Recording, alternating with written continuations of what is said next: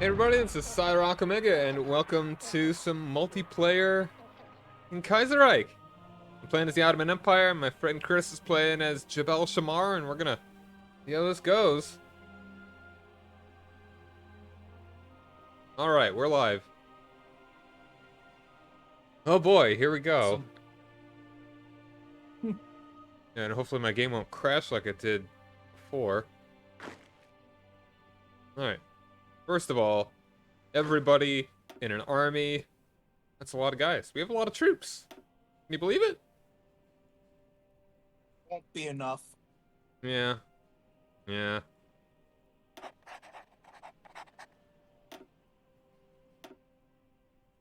We're going to be fighting probably a three-front war, so Hmm. I would up your army as much as you can. Oh, one thing you need to know about Kaiserreich that's different from the base game is that there's, if you go to recruit and deploy, Mm-hmm. you'll see maximum supported divisions. Oh, yeah. That stuff. Yeah, if your army's larger than that number, it starts getting penalties. Peps FG, how's it going, man? Oh, thank you for telling me. Why is it not... There it is. I don't know. Hold on. That's so weird. Like, the stream is there when I select it, but then when I close the window that selects it, it's gone.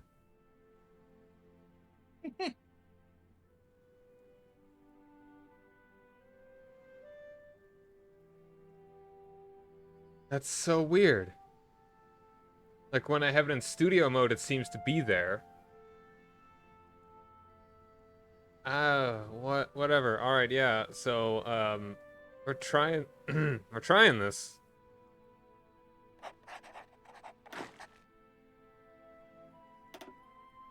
Okay, I'm gonna need to change up the icons. Yeah, this guy's like a 12 combat with. Oh yeah, yeah, Kaiserreich is very good. It's a very well-made mod. What are the differences between these? You are 18 combat with. This one is 12. This one is 14 and has a tiny tank in it.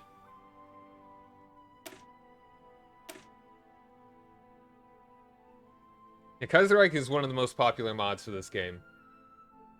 So like the only one that's close is like Road to 56, I think is slightly more popular. I've heard that one's really good. Yeah, it's kind of it's like a supplemental thing where Kaiserreich is a completely different scenario.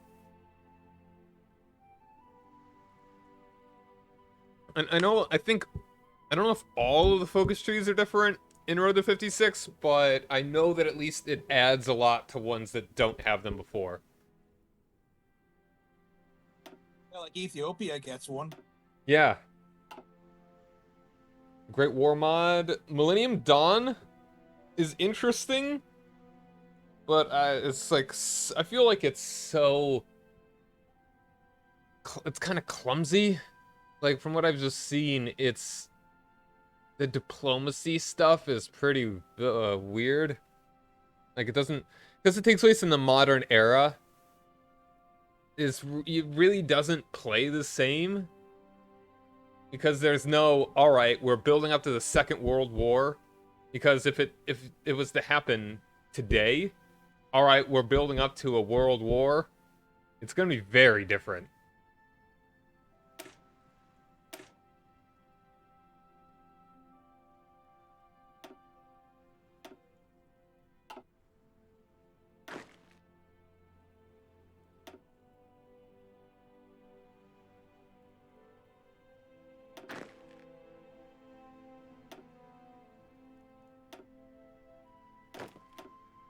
And Great War Mod, I played a little bit, but I've never actually, like, it crashed, I think, when I was playing it. Like, that happened a lot, so I don't know if I actually did it. If I played it.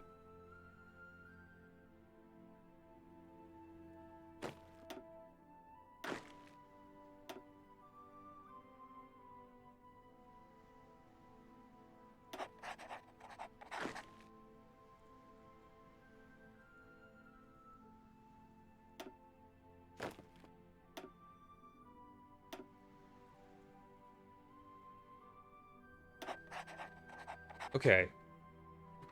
So, alright. So, national focuses. No, just, me and my friend. Just me and one other person. Alright, so, like, all of these require events, huh? A lot of them do. Pretty much. Yep. All but one, it seems. Yo, how's it going, Flame? Yeah, so the yeah, those are the reforms that Ataturk wants to push through. Okay. Failure to push through the education decree could have severe consequences. I'm doing alright. Thanks for asking. Fighting an uphill battle ever since the revolution in 1908, the topic of education is of the utmost importance to the OHF. Significant steps have been made in this regard, especially on the matter of co-education. But decentralization of the Ottoman education system remains a thorn in the side. With the upcoming co-education and unification decree, these will be annihilated in one fell swoop. So should I do decisions before I do that? Exquisite, how's it going, man? Expand it to Mars. It's up to you how you want to handle this. Keep in mind, any choice you make could potentially affect what happens with Ataturk. Gotcha.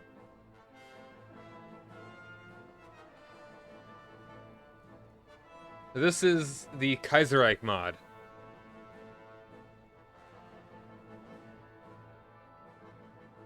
Okay, so there are little buttons you can press.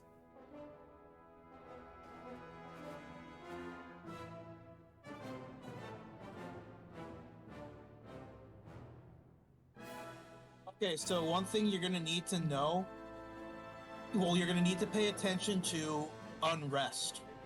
Okay. So the war in the desert is unavoidable. But it doesn't necessarily have to be horribly against us. Uh-huh. Most places that revolt, you can actually stop them if they're okay with it. So, if an area has low unrest, then it's unlikely it will revolt when when Egypt declares war on you. Okay. Exception being Syria. Syria will always revolt.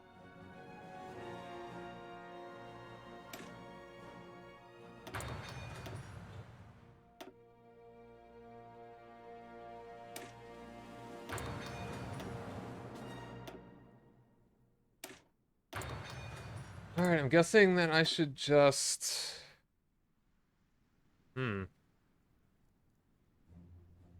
I should open military factories. Got a couple good spots for it. Decent spots, at least.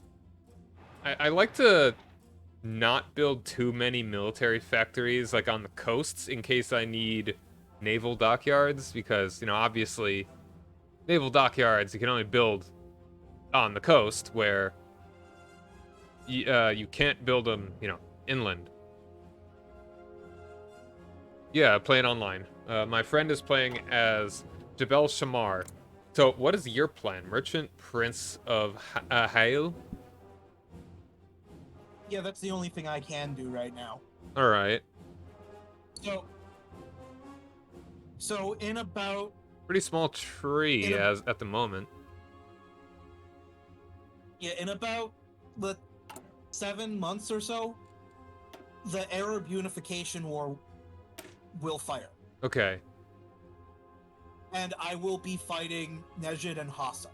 That is unavoidable for me. So I just gotta prepare for that. No, we're just keeping the game between... And you can... Go on. Yeah. You can and should send a volunteer when that happens, because that actually can make a huge difference. Alright. I should make civilian factories first, actually.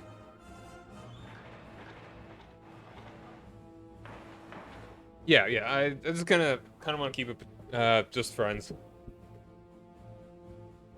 I mean, building civilian factories kind of just all around is probably fine. Get one in Constantinople first. Got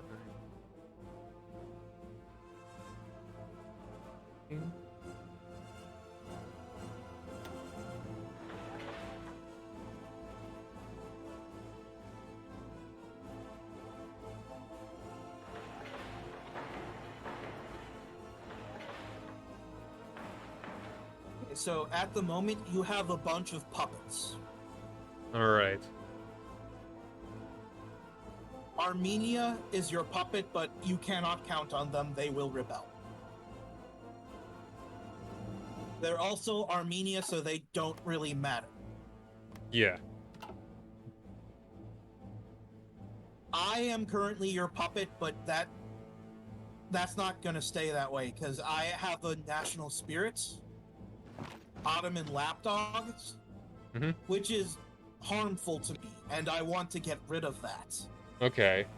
But I have to time it. I have to time it carefully, because if I time it too early, you could end up accidentally and inadvertently repuppeting me and screwing up my ability to go down my focus tree. All right.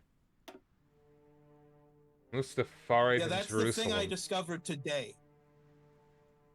Yeah, so down in Palestine, you'll see a very terrible idea. Israel? Or is it weirder? Yes.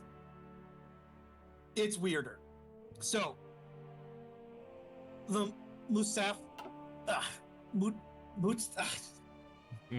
I'm not even going to attempt to anymore. Jerusalem is a weird fusion of the southern half of Palestine and the Sinai. Yeah. Absolutely nobody is happy about this arrangement. Huh. Sectarian divide. Third Aliyah. International gendarmerie? Gendarmerie. Gendarmerie? Gendarmerie. Gendarmerie. Huh. It's a one-state solution. I actually know how to pronounce it. Yeah, so if you actually look at their focus tree, you'll notice that it ends by destroying itself. Promote the Damascus link? Or post-Jewish immigration? The abolishment of the MOJ. Abolishment of the MOJ. Oh, that one? Okay. Interesting. Yep. Yeah, so essentially, the MOJ's goal is not to exist anymore. Huh. That is what will trigger the war in the desert. Alright, so we got a little bit of time. Yeah, we have till 1938. Okay. Keep it at speed 3, I guess. And I should make divisions, too. I should also... Yep. Could I even afford to edit my template? I wouldn't even be able to. Right now, because I don't have army experience. Okay, so... Might as well just make some of those dudes. Yemen is also one of your puppets. They will rebel against you. Cool. I have never seen them not rebel. What am I doing? I don't even know if they have the option to not rebel.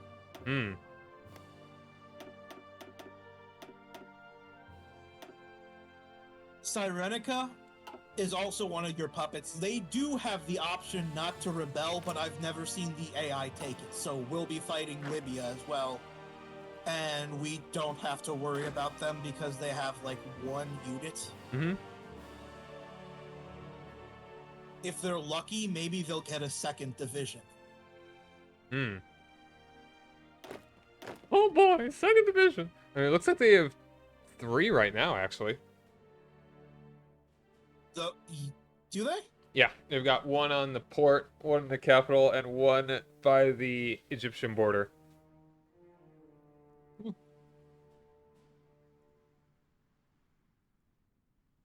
Well, Good for them. 3 divisions. They'll make a difference. Oh boy! Alright, what else do I need to do? Decisions. Centralize the Iraqi land. Like, I just need...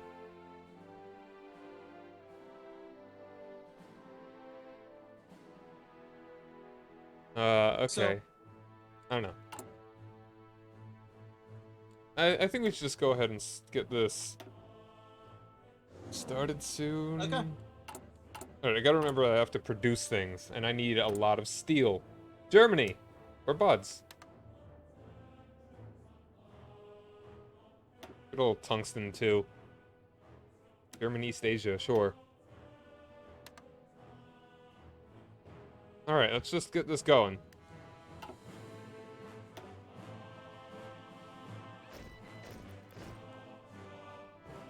And you're lagging.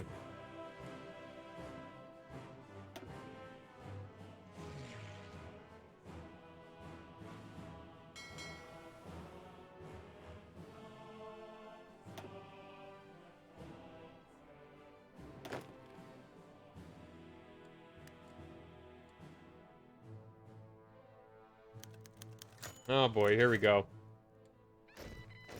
The Ottoman Empire before the Weltkrieg.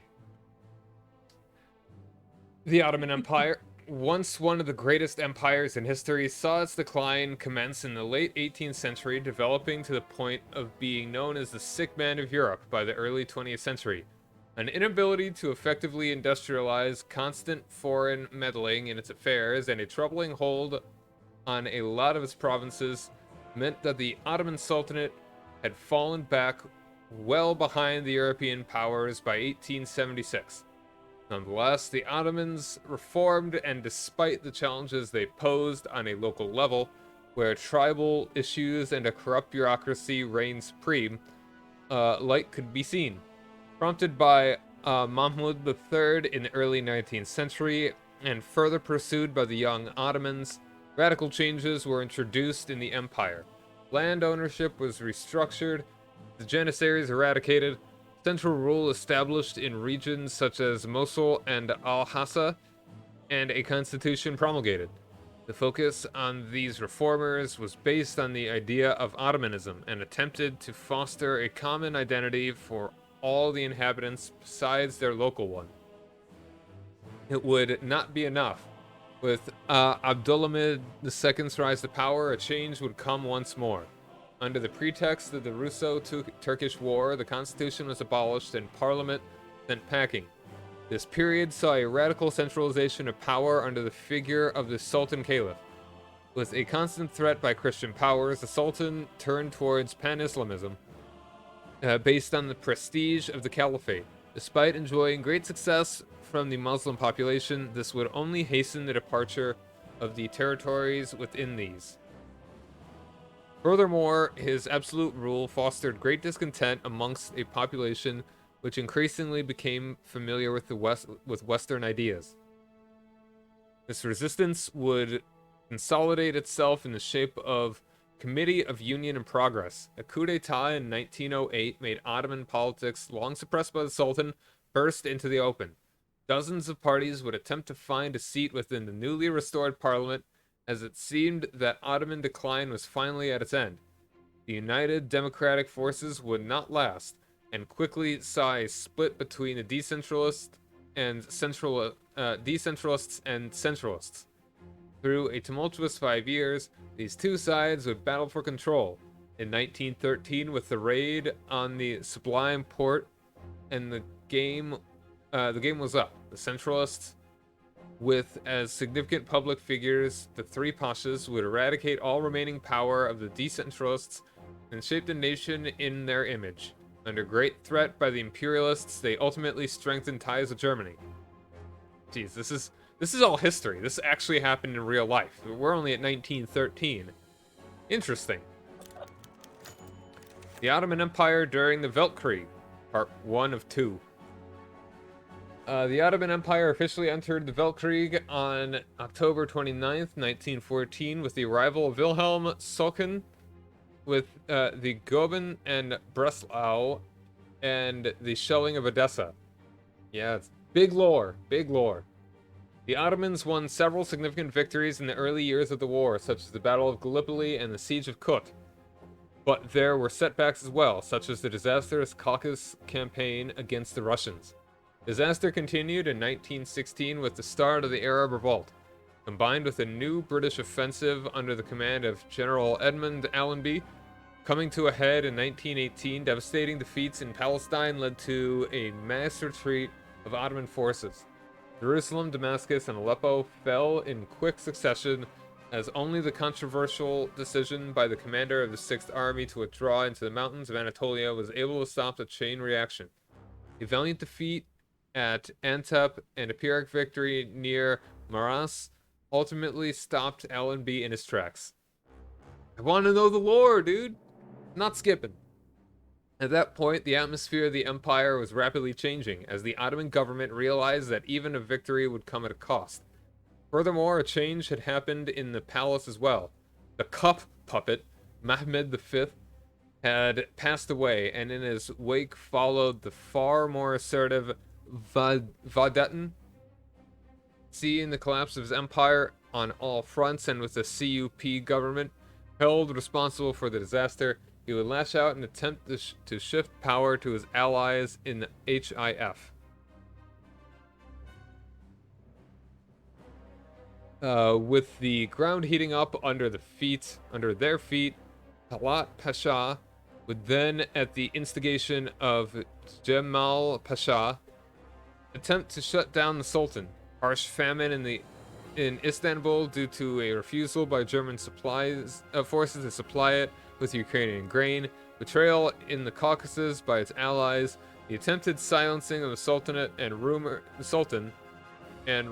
that the commander of the 6th Army was in open conflict with the Ministry of War, would finally tip the bucket over. In a massive wave of anti-German and pacifist fervor, the cabinet of Talat Pasha was forced to resign and concede to the Sultan.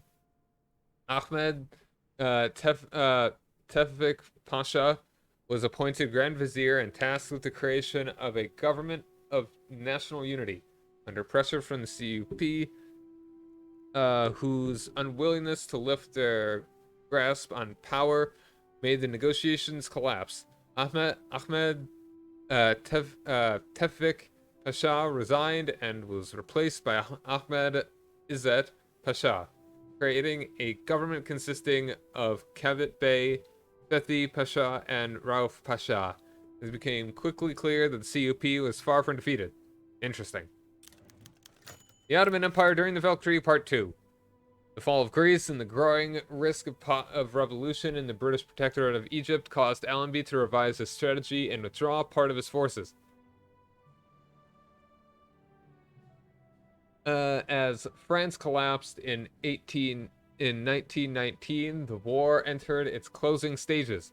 In contrast with the Western Front, however, where Austrian forces pushed into Italy and German into France and Belgium, the Ottomans at this vital moment had lost over half their empire, either occupied or readily vulnerable to a concerted British attack, and were held up by British forces unlikely to stand down. Sultan Vahdettin opened negotiations with the British in an attempt to salvage what remained of his empire, whilst Britain reconsidered its attitude in the Middle East. With the Treaty of Copenhagen, ceasefire later that year, demanding immediate withdrawal of all remaining Entente forces from the territory of the Central Powers, a rapid solution for the Eastern question was necessary. Further trouble for the British in Egypt, Afghanistan, and occupied Iraq ultimately forced their hand, and the order was given to withdraw.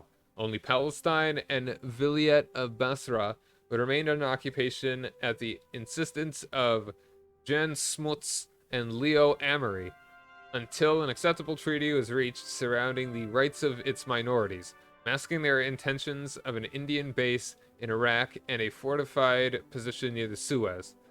With uncertainty in the political climate of the Ottoman Empire and punishment for the perpetrators of the Armenian massacres far from likely, international opinion shifted away from the empire, losing much of its support with Central Powers. An accord was reached in the summer of 1920, wherein two autonomous regions were established, to great anger of both Turks and Arabs. The Mustasarifate of Jerusalem, MOJ, was created in Palestine, stretching from the Allenby Line to the Red Sea. This is a de jure part of the Ottoman Empire, Sultanate of Rome, was to be governed by an international council consisting of the German Empire, British Empire, Austro-Hungarian Empire, USA, and the Ottomans themselves, forbidding the entry of Ottoman troops. An international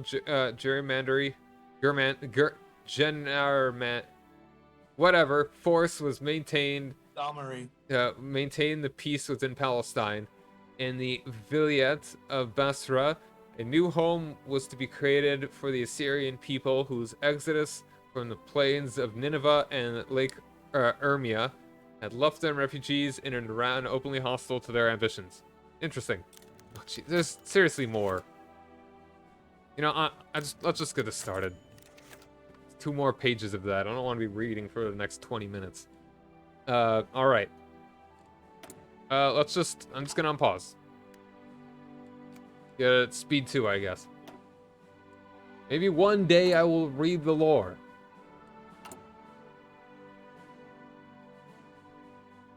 It's actually very interesting. It is, but I also don't want to be reading out loud for like another half chapter. Just play the game. Yeah, the Ottomans get a novel.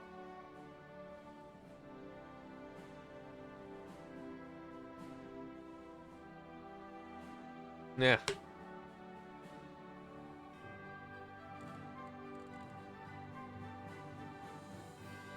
Yeah, so you're aware the people who can revolt against you are Iraq, Syria, Cyprus, the Hejaz, Assyria, okay, and Kurdistan. So almost everyone. Yep. So you're gonna want to watch Unrest in those areas. Okay. Okay, there's problems in Russia.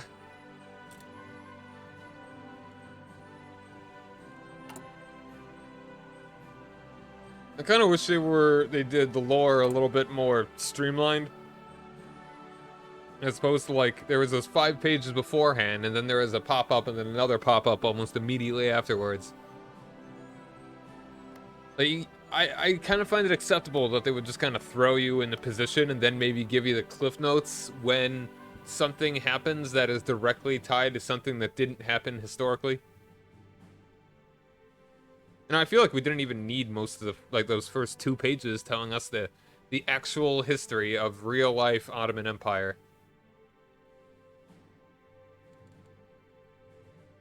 Like, some places they give you the history in the leader.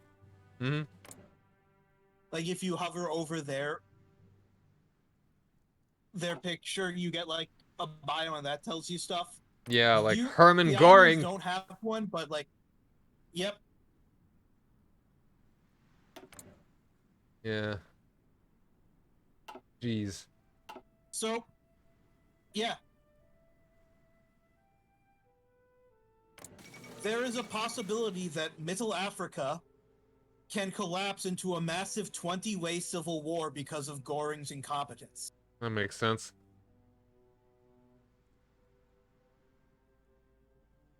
Frango, what's his path? Oh, I didn't even get a chance to read that one pop up. It just disappeared. Like, I kind of wanted to read it, but like, I got a pop up related to me. The Black Baron is taking control of Russia. Oh boy.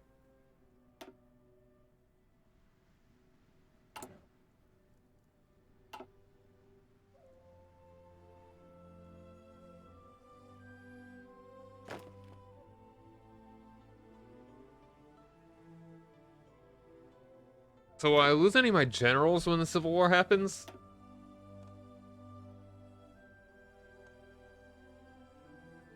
I don't think so.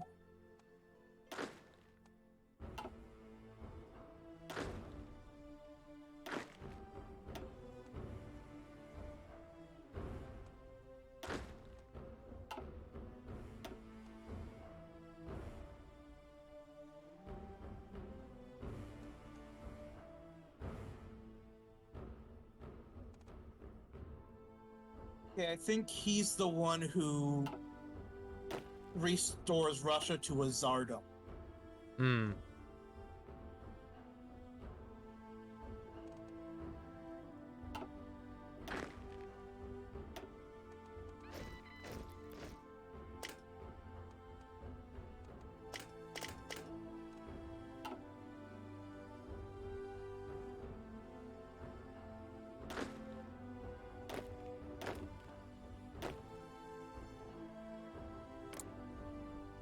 The wiki have like all of the lore listed. I might read it. For some countries. The Ottomans probably.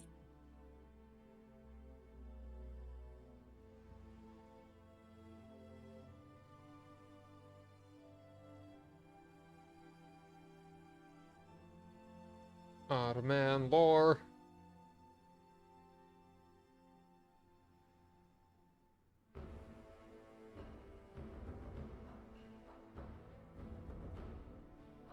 Kaiserreich wiki.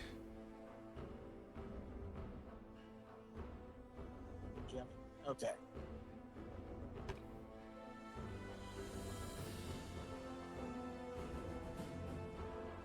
Yeah, so the Saudis have one choice early on that defines what they're gonna do. There's either Saudi hegemony, in which they basically just become, Saudi Arabia. what you would expect from them. Yeah. And then there's Land of Faith, in which they go whole ham on the Wahhabism. All right, so you get Saudi Arabia or Super Saudi Arabia. Yup. Oh wow, what an option.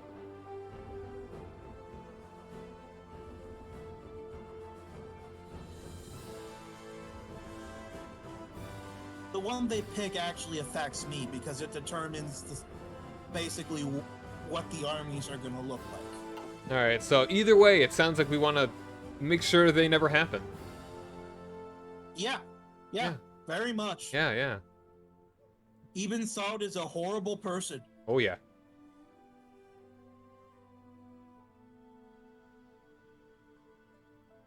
They're going Saudi hegemony, so it's going to be the smaller scale war, in that it's going to be like 8 to like 12.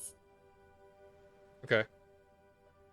If they go Land of Faith, it's a massive war, and like they have like 16 divisions, and Shamar is able to get like 10. Ew.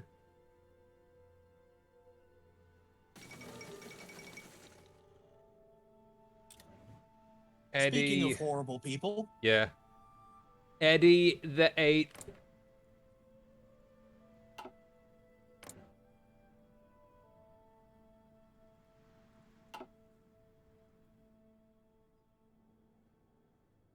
So is it ever explicit what exactly happens that makes the Central Powers win? Yes. Is it? The Kaiser Wilhelm vetoes the proposal for unrestricted submarine warfare. Oh, so just the U.S. doesn't join? Yes. Okay. I disagree on that allowing them to win, Yeah, but that's a different discussion. I agree. Like, I feel like if the U.S. didn't join, I don't know if they like the last push they made was a desperate one to try and break through, and I don't know how successful it was. Like, it would have been if the United States hadn't shown up pretty much just in time. But it's like we're still kind of a ways. So like even if they did occupy Paris, like I don't think that would have been a turning point necessarily. Because like how are they? Well, they'll have to push through everything else. France would have collapsed, but yeah, France would have collapsed, but Britain wouldn't have given up. Yeah. Like even if they did get France, they probably would have been like, okay, we won enough, but but it probably would have been closer to a white peace. It's like Germany could say, hey, we won. Let's just stop now, please. Bacon fanboy, how's it going, man? Now we're just talking about how the United States not joining World War One doesn't necessarily mean that the Central Powers would have won. I mean, the United States joining is definitely the reason the Central Powers lost. Yeah. But them not joining doesn't mean they win. Yeah. Because it's the entire story of World War One was a giant disastrous stalemate on the Western Front. The Eastern Front was just disastrous. Yeah. Pretty much. Well, hold on. Let's bleed our country dry fighting the Russians, only for the Russians to come back with an even worse Russia.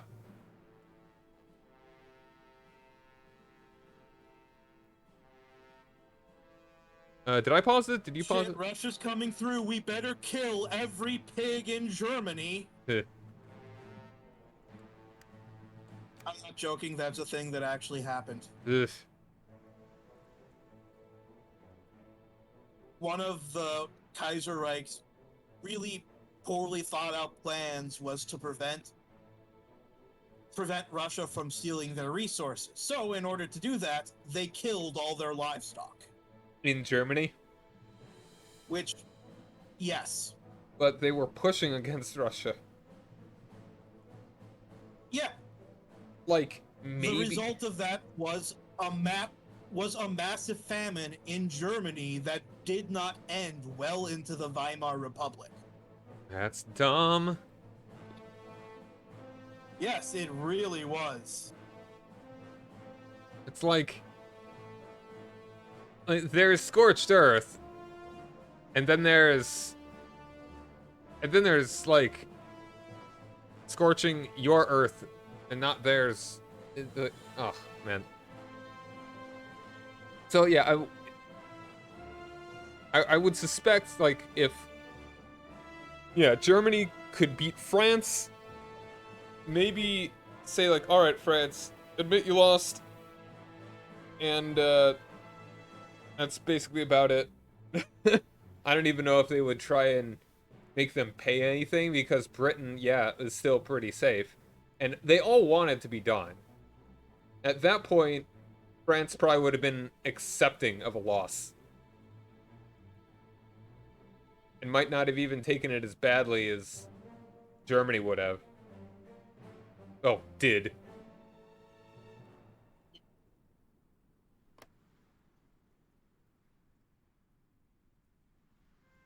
Well, initially, all things considered, Germany took their loss very well. France didn't take their victory well. Yeah. That sounds like a very French thing to do.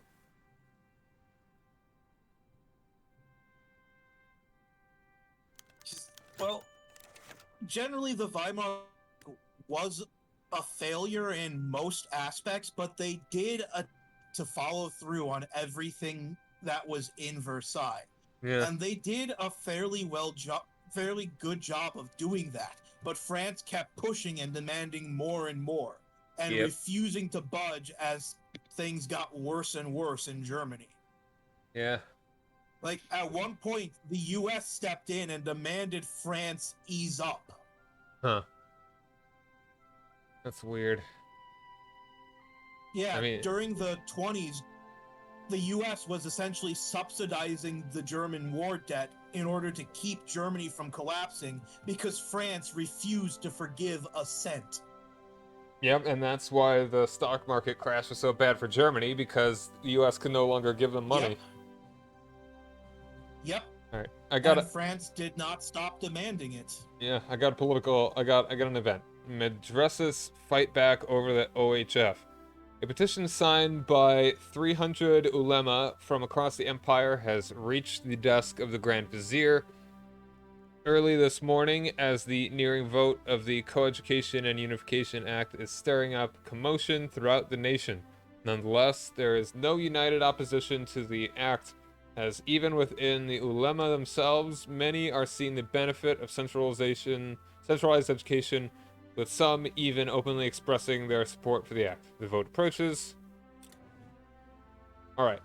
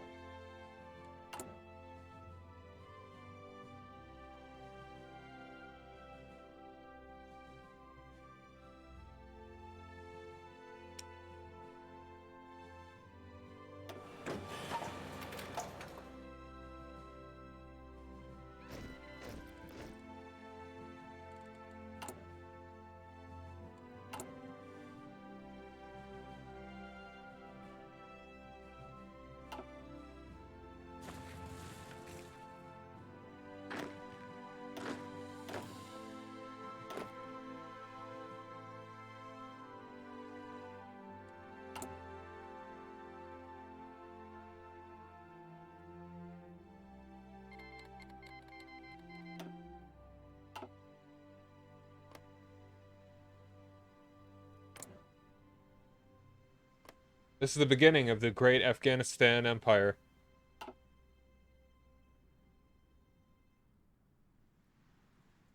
Yeah, I have never seen them win this. Alright, vote on education decree.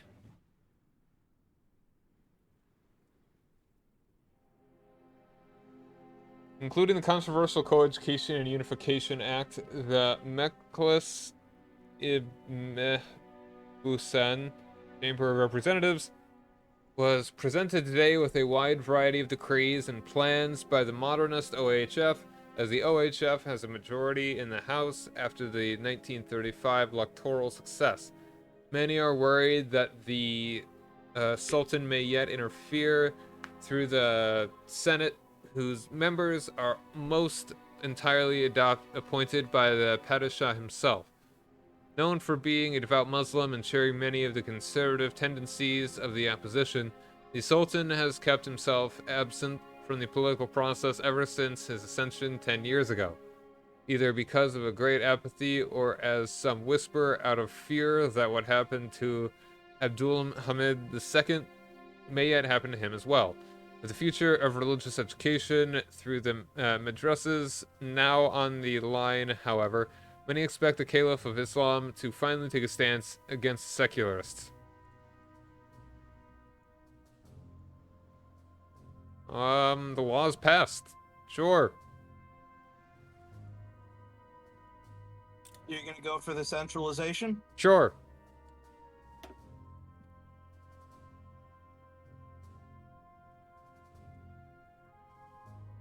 Alright, so now I choose one of the other three. Judicial, let's unpause.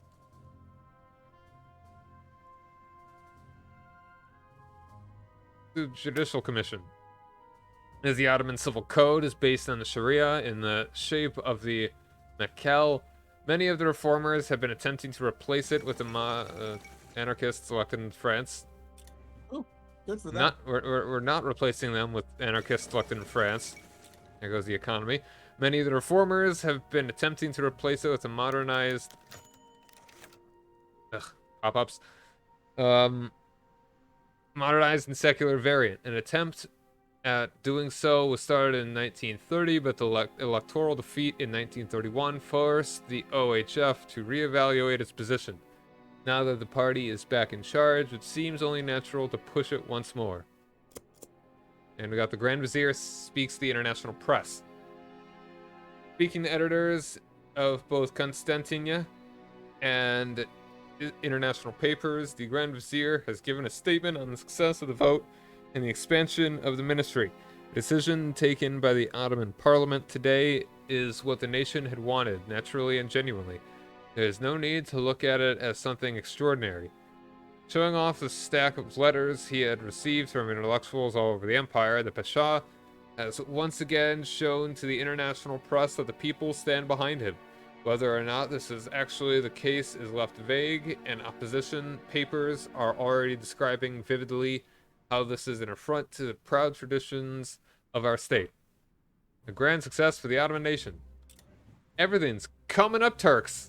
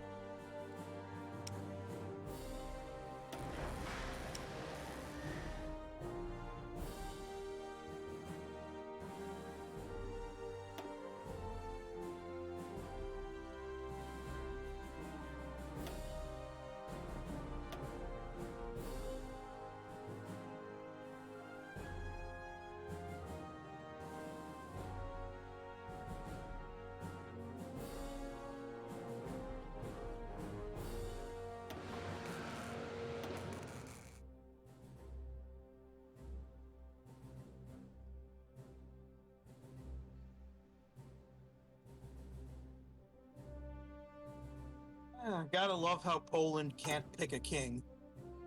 Oh, never have a king.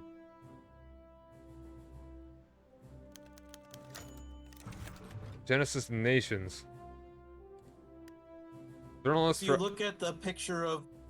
Yeah, it's a dusty crown. Yep.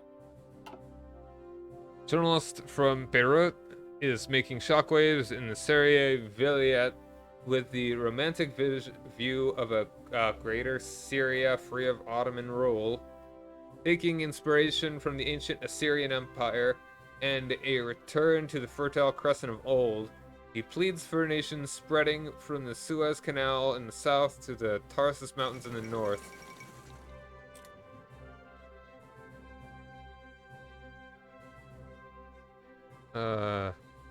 And with Kuwait in the east to Cyprus in the west.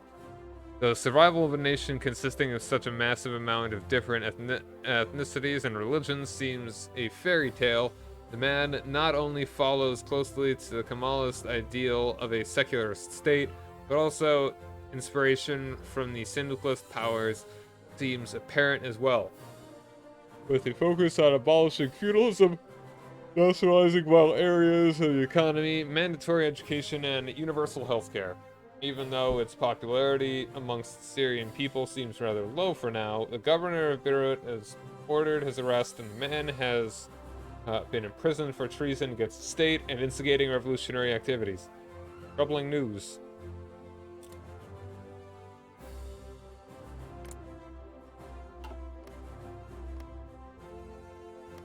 I like how they took that asset from U4. Like, what is that? The authority of the Ottoman center is over vast. Yeah, that little thing. That's interesting.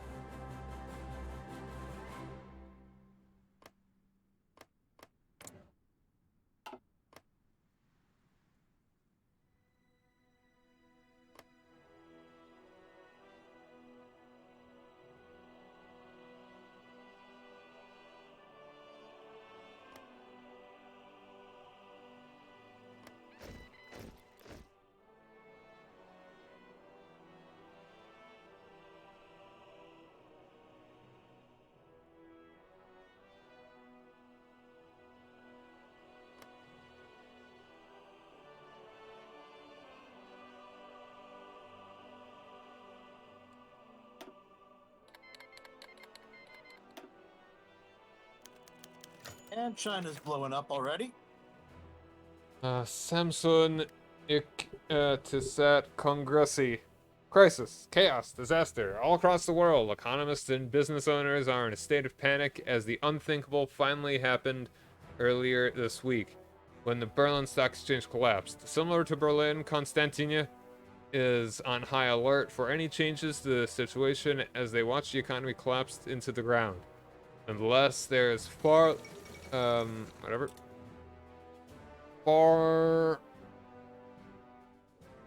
less of a crisis in the Empire than many initially expected, as the protectionist nature of the Empire during the 20s has formed the foundation of a structure capable of resisting most shocks on the global market.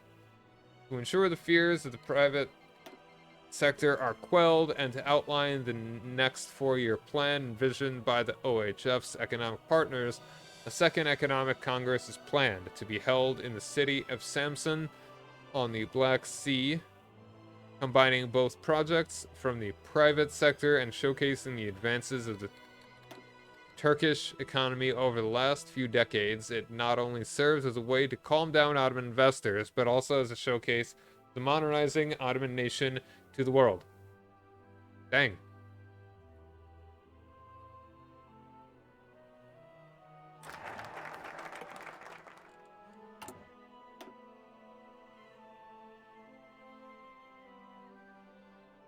Alright, how do I stop a depression? Alright, let's go down, raise import tariffs.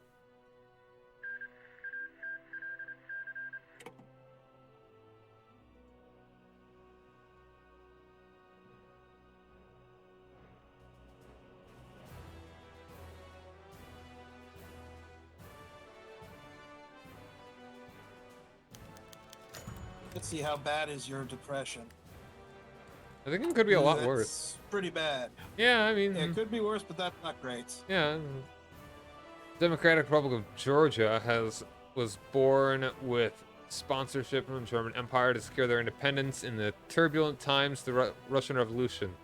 The Georgia government signed the Treaty of Poti, a treaty that gave Germany vast economic power in the country in the wake of the Black Monday crisis and the collapse of the German economy.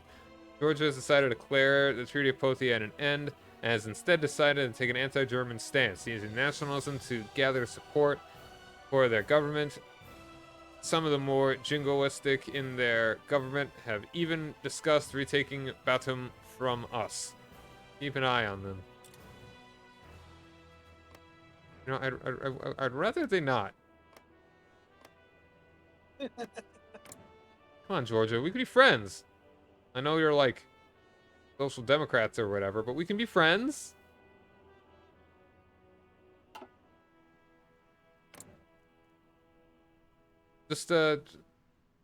I meet my friend Joseph here. He's a real stand-up guy.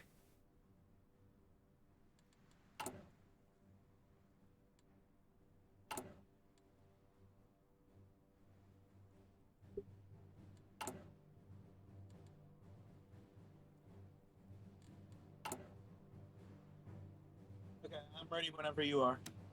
Oh, yeah, right. Unpaused.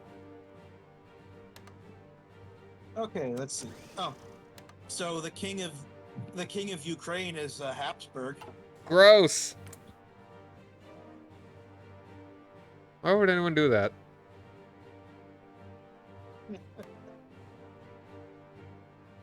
Stop being a Habsburg.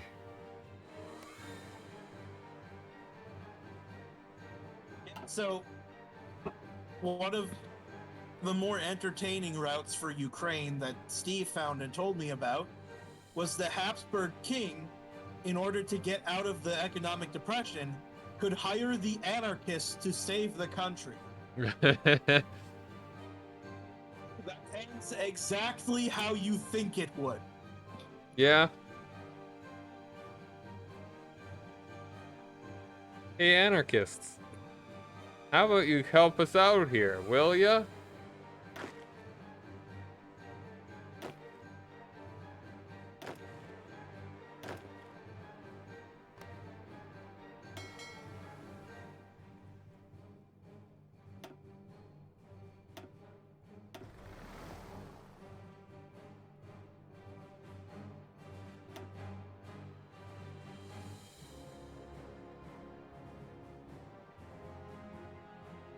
The Samsung. Yeah, I've seen the Samsung Assistant. Interesting.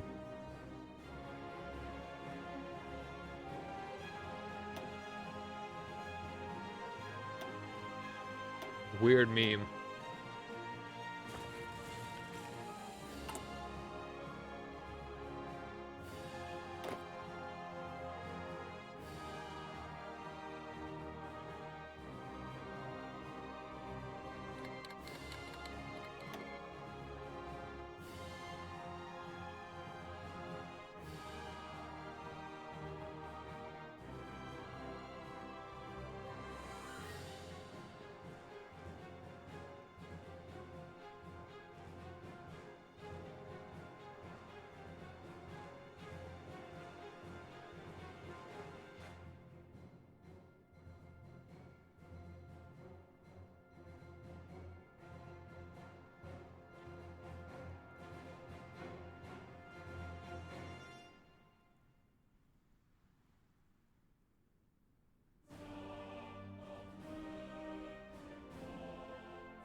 Do you have an option to send a military mission to me?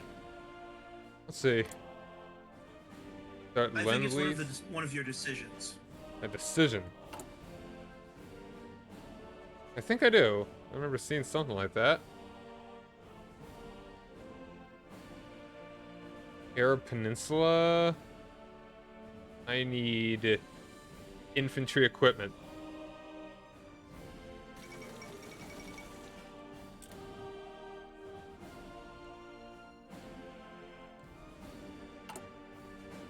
How much infantry equipment do I have?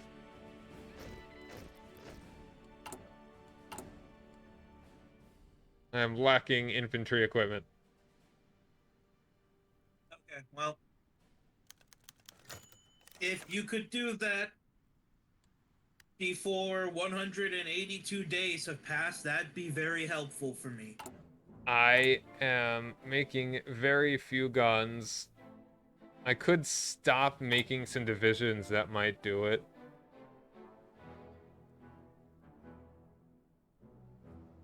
Hold on a second. I would need 250. That's not that much. I'll see if I can get that many.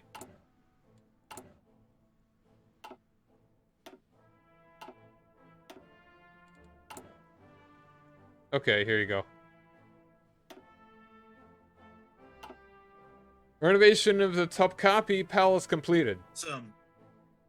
The former imperial residence of the House of Osman, Topkapi Palace, was ordered in 1459 by Mehmed the Conqueror.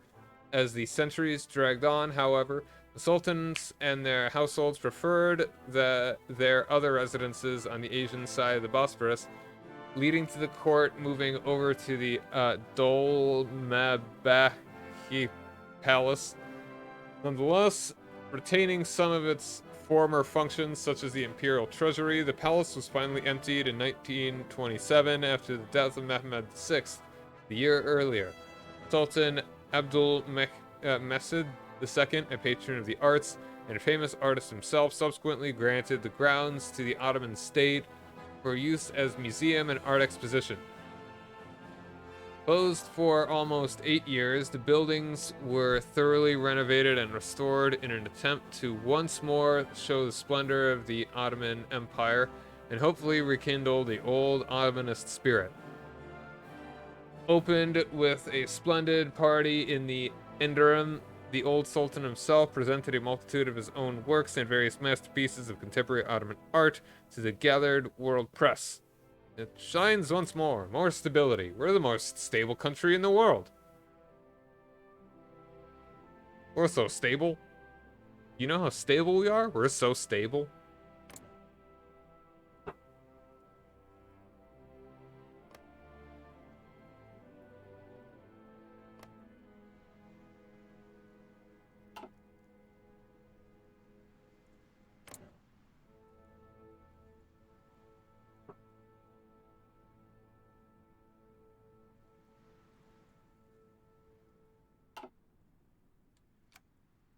Speed 3 and see if we can make that happen.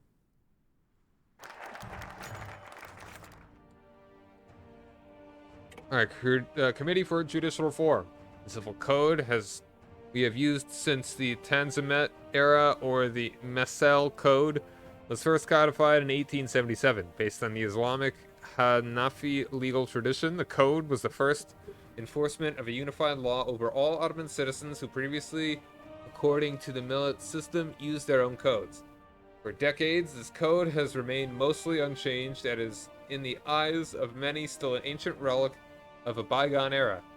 As it is based on Islamic law, many of the reformists have protested against it, as they feel that religious law has no place in a modern secular state. Christian and Jewish citizens who previously used their own legal systems remain discontent with that as well, and have urged the government to reform it, if not outright replace the dated code. Mustafa Kemal, who is likewise averse to its non-secular character, has thus opened a debate into the exploration of legal reform and formed a committee tasked with investigating possible judicial reform. consisting of ulema and administrative personnel and Ottoman representatives from all millets. The committee has Millet? Is the T? Do you pronounce the T? The committee is will hopefully find a solution agreeable by all parties involved and shall present their findings as possible another step for the reformists. All right. Let's see if we can stop our economy from dying. Like the Pope. Yep. Arthur Horner. All right. The Ottoman Party for Administrative Centralization is making increasing waves in the Meshrik as variety of parties in the greater Syria region were absorbed into their organization. Although a similar hand was reached out to the Arab parties of Iraq, this offer was politely declined as fear of increasing Damascus influence amongst the Arab movement was seen as counterproductive to the ultimate goal of Arab autonomy. They are only making themselves a bigger target. Raise the import tariffs. To encourage, or do we want to?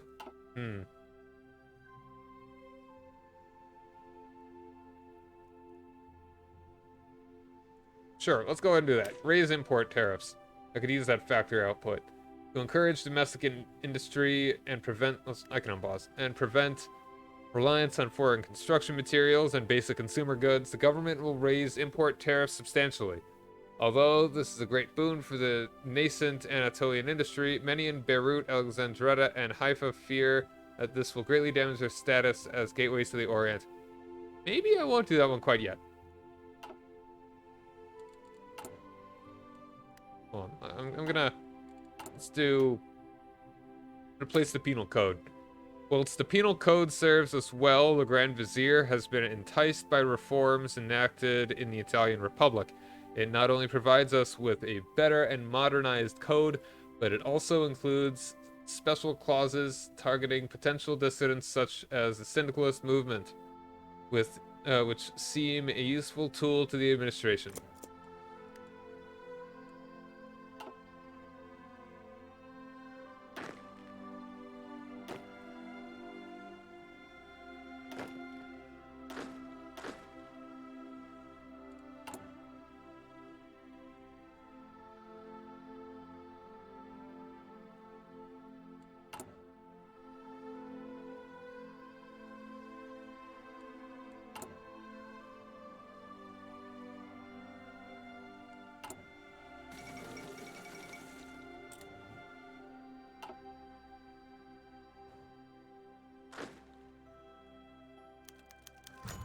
Alright. Basis of the Reform Code. As a Sublime Committee for Judicial Reform is making progress in sifting through the 1851 articles of the Meshel Code, the majority of the reformists in the committee have suggested looking towards the West for inspiration. Multiple different codes are being discussed as a baseline, although an overall tendency towards the Swiss Civil Code, both for its modernity and relatively easy application to the Empire, seems to be prevailing. Others have pointed to the Austrian Empire, whose legacy as a multi-ethnic, multi-religious empire is eerily similar to ours. A small code of hardline ulema, however, have urged their committee members to not abandon proud traditions of the Sharia code and have suggested a reform to Meshel instead of a complete rewrite.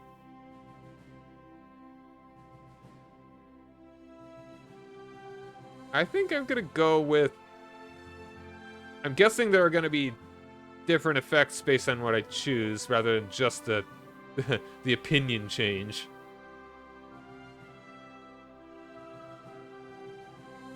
I'm gonna go ahead and do the Austrian Civil Code.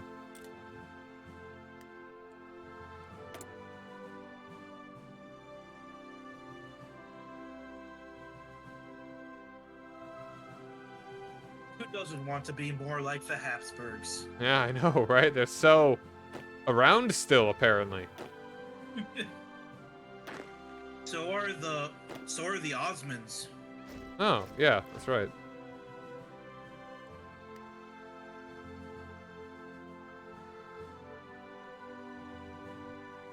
Sultan Ozzy Osman.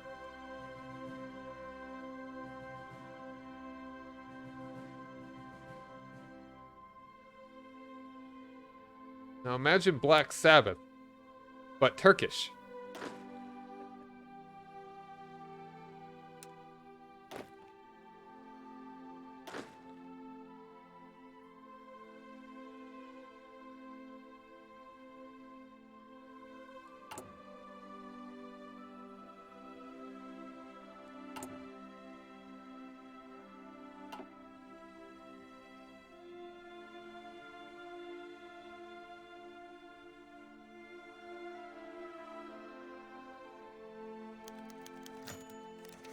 Women's rights.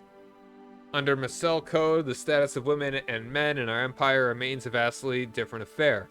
Both the women's share in the inheritance and the weight of women's testimony in the courts is half of that of the men.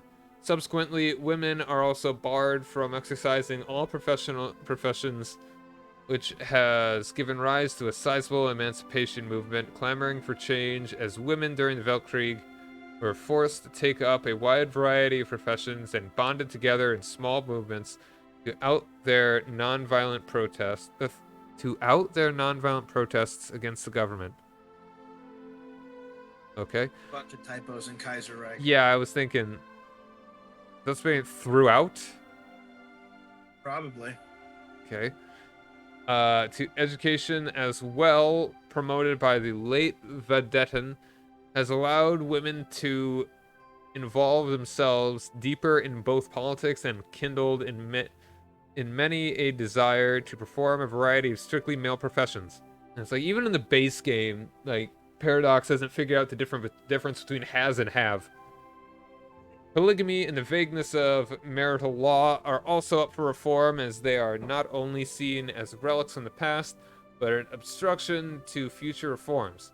Legal marriage, as well, now a voluntary action, should be made compulsory according to the Committee of all Ottoman citizens, no matter their religion or ethnicity.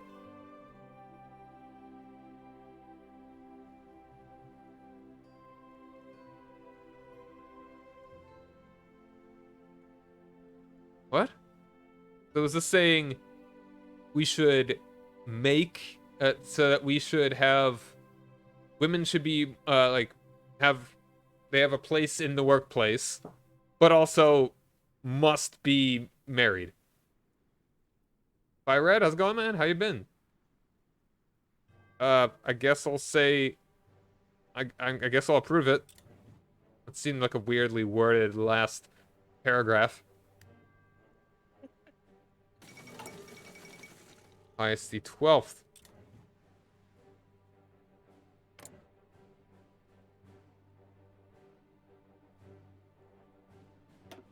Alright, so they chose the, moderate path.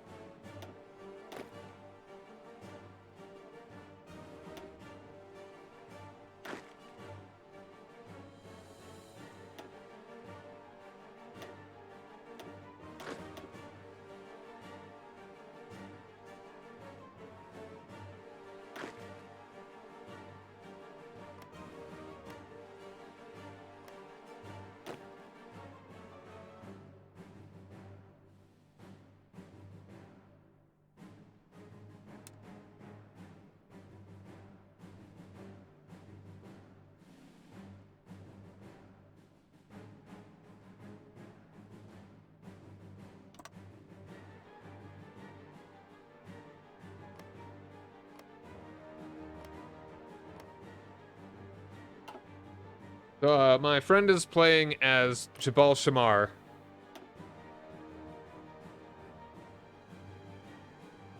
was the most habitable place on Earth, you know? Like, the place that he's controlling. Tons of living things. Just, like, so many living things in there. And every one of them hates the government. Yeah. Like, but seriously, the territory you control is... Oh, wow. I'm actually above the maximum supported divisions. Let's go and get rid of some of these, like... Some of these... You could also change your economy law. That gives you a higher cap. What is yours currently? It's civilian right now. I need some kind of war support. I have 0 at the moment. I'm just gonna get rid of, like, one of these. I wanna get rid of some of the cav. No. I'll get rid of one of these guys. One of them will have his... So, what's the downside to being over the limit? If you hover over the thing, it tells you what the debuff is. Okay, a lot of factory output, organization. Alright, yeah. I'll just... Alright, penal code, status of the thing.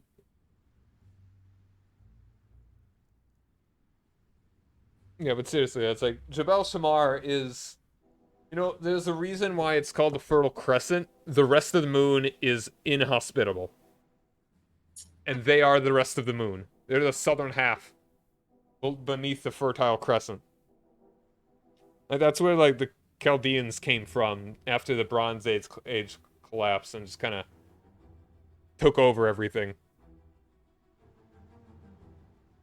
Bronze Age history is something that we don't talk about very often. It's a very long time ago. The intelligence apparatus of the... Yeah. You also have to go through here to get anywhere you want on the Arabian Peninsula, so... Yeah. Heil tends to get a lot of money, and they use it to buy the things that won't grow in their entire country. Yeah.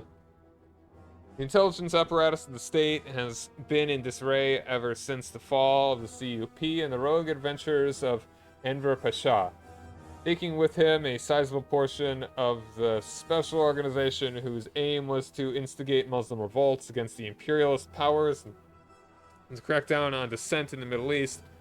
The remainder of the force was reorganized by a raid into the Aliyah, the Exalted Security Service, just after the conclusion of the Weltkrieg. A lack of experienced manpower and questionable allegiances of many of its members, however, greatly hindered its performance, and the effectiveness of the force has been abysmal for over a decade now.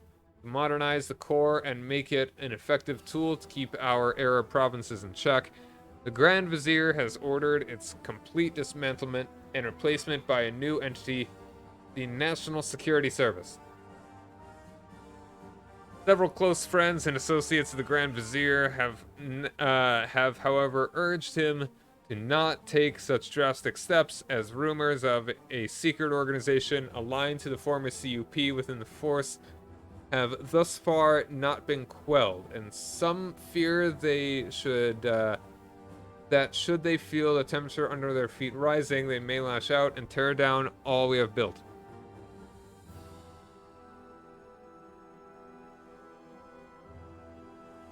I think I will modernize the existing one. Oh. Boy, riots in Damascus. That tends to happen. Yeah. Oh man, I was thinking Damascus was so nice this time of year. Instigated by the sharp economic downturn in the region and populist rabble-rousers, the Syrian people seem to be shifting the blame for the current economic crisis towards the central Ottoman government. The rapid decrease in price for agricultural produce in the meanwhile is taking a toll on the recently settled tribes of the Syrian hinterland, where banditry is increasing by the day. In the intellectual center of both Syria and the Ottoman Arabs in general. Sam, a general strike against the government, has been called. Sam? Okay. More disturbing, however, is the increasing polarization of the political landscape in Syria, as groups such as the authoritarian SSNP and the Syrian Syndicalist Party are growing in size and influence. Most troubling.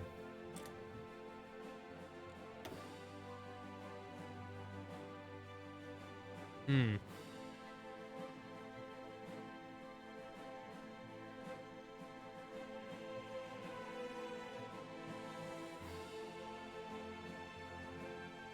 just kind of looking at the tree real quick.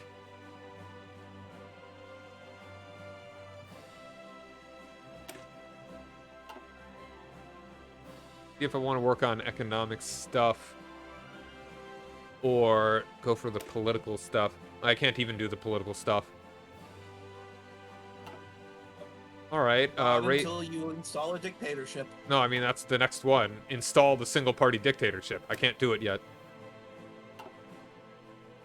But a decision, I guess an event will do that for me. Raise import tariffs to encourage domestic industry and prevent reliance on foreign construction materials and basic consumer goods. The government will raise import tariffs substantially. Okay, we read this. Factory output.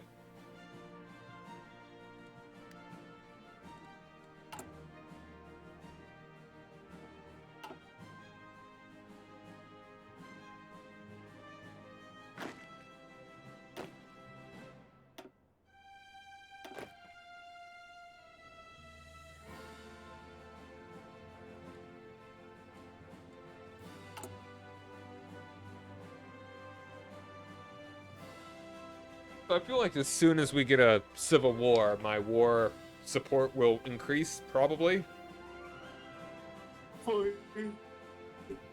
And then I will hopefully be able to change my economy.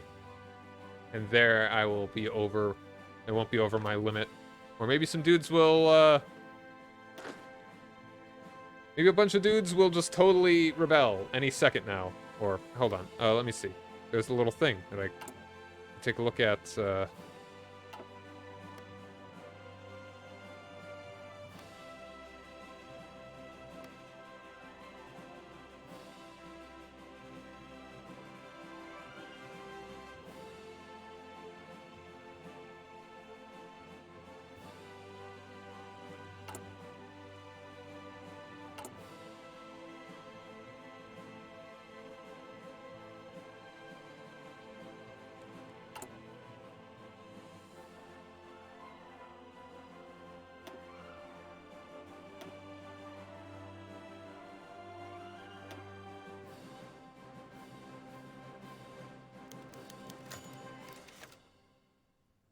what is this? As it shows that we're funding the government able to acquire the last remaining tracts of Austrian and German shareholders in the wake of the Berlin crash. The railway company, which was founded in 1868 to build a railway line connecting Vienna and Constantinople, has had a rough history as various wars, border adjustments, and financial crises left it broken up. Its most famous user, the luxury Orient Express, in the past connected Paris to our grand capital, where it arrived in the Circassy terminal. The Weltkrieg, however, has caused great damage to the company as the German Metropa laid claim to a large portion of its assets in Central and Eastern Europe. Even though the Orient Express still arrives from Strasbourg, one cannot deny that the end is nearing for the Imperial Grand to revolt. A worthy price. Stability, hooray!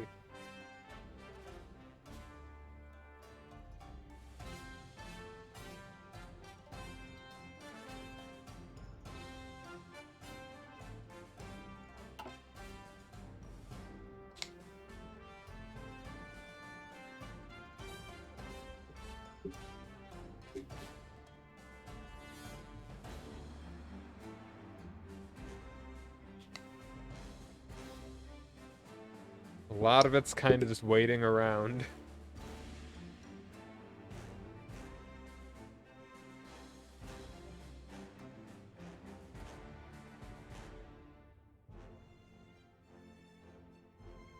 maybe streaming Kaiserreich isn't the best idea. Like, it's one thing to be... Starts to pick up. Yeah, it's also... Like the first bit is kind of slow, but then it starts picking up and things start exploding all over the place. Yeah.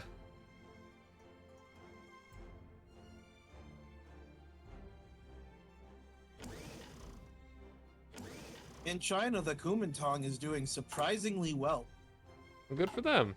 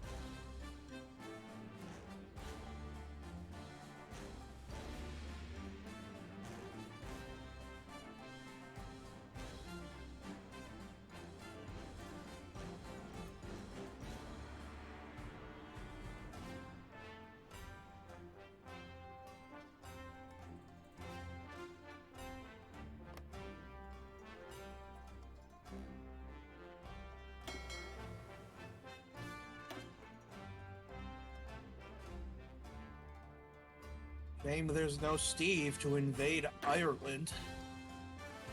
Yeah, if only he would... You know, whatever.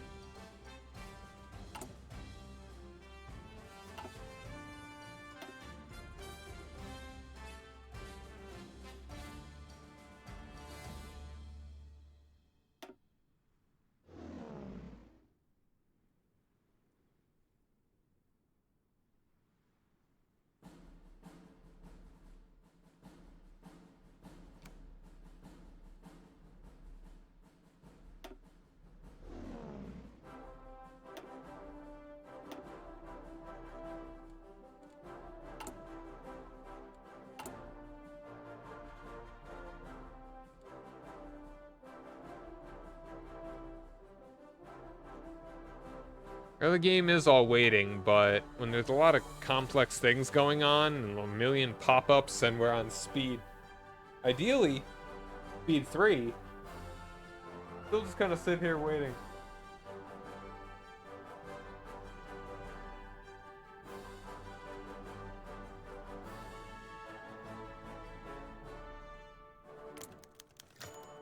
Red riots. So there's really no point in trying to keep any riots down in Syria since they're going to rebel anyway. Yeah, Syria, no. Iraq, we can totally keep. So, I would recommend not letting Iraq get out of there. Okay.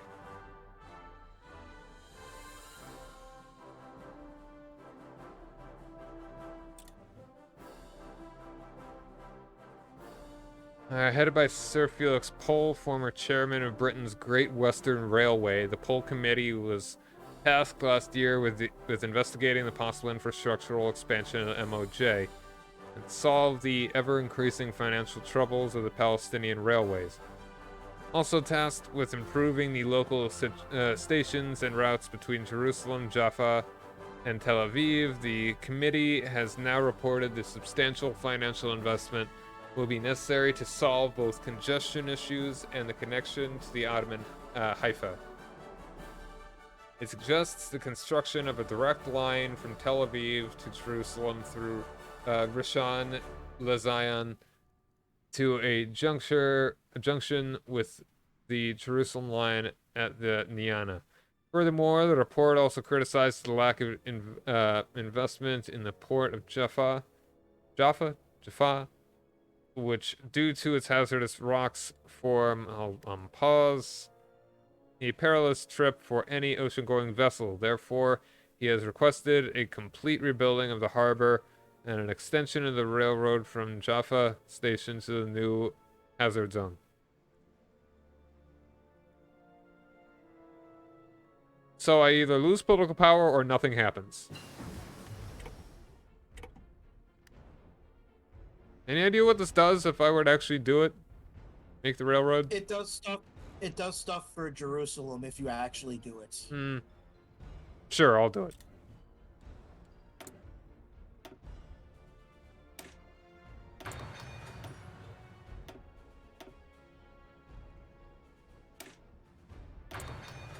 Need that construction speed.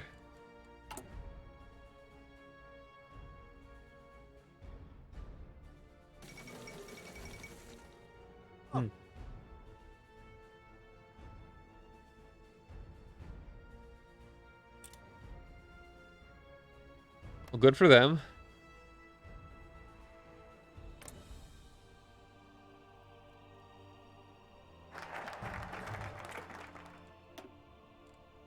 Alright, got another thing to do here.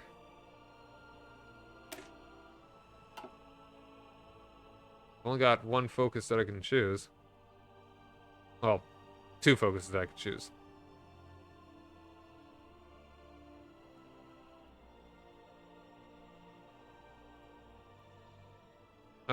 Restrict foreign exchange regime. Lack of confidence in the Ottoman government has pushed many investors to sell off their liras in favor of foreign currencies in recent months, to the detriment of its value. By restricting our domestic investors' capacity to sell off their liras, we can strengthen our currency compared to the leading currencies of the world, like the mark.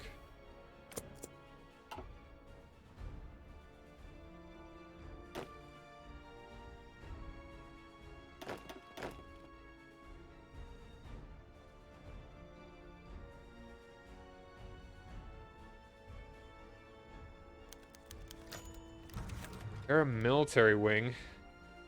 Although the immediate popular response to Saadet's party is limited at best, one cannot deny that it hasn't made a deep impression in the political scene of Syria.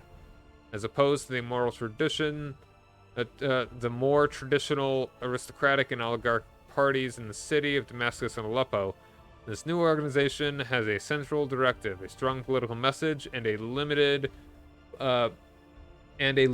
by dedicated core of supporters. Come on, guys. Proofread this stuff. Parading through the streets of Beirut, the new paramilitary wing of the party is certainly a sight to behold, as the Orient isn't used to this sort of militaristic and modern display of politics. Most troubling. The end of Sabbahism. Although paganism had almost entirely been extinguished under the dogmatic First Wahhabist state, a couple of small holdouts survived the spread across the deserts of Arabia.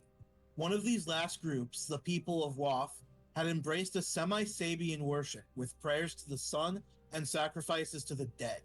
With the entrance of modern forms of communication and a greater degree of centralization, even these last few cults have finally been forced to close. In their stead, the Hijras of the Ikhwan have established a tight hold on the religious practices in Central Arabia, persecuting the non-monotheists with the fervor only recent converts have.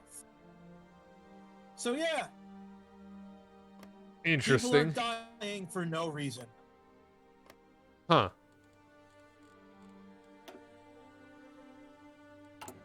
Alright. The Ikhwan are the Wahhabists. Okay. Basically, Saud's attack dogs. Yeah, I know Wahhabism.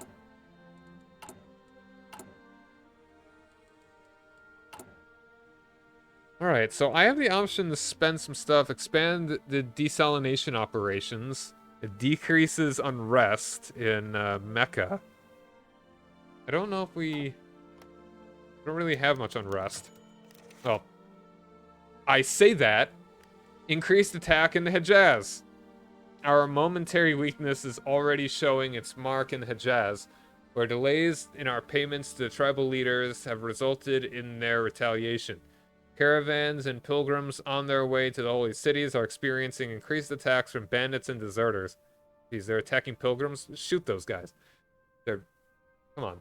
As the usual escorts turn a blind eye. These attacks are causing great damage to the prestige of the Caliph, and it may be best to court the tribes with what little resources we have. The Caliph does not bow to some goat herders with guns. So, Azaz can rebel, and I would kind of prefer it if they did, because then I could take that. I want it. Maybe I'll let you have it.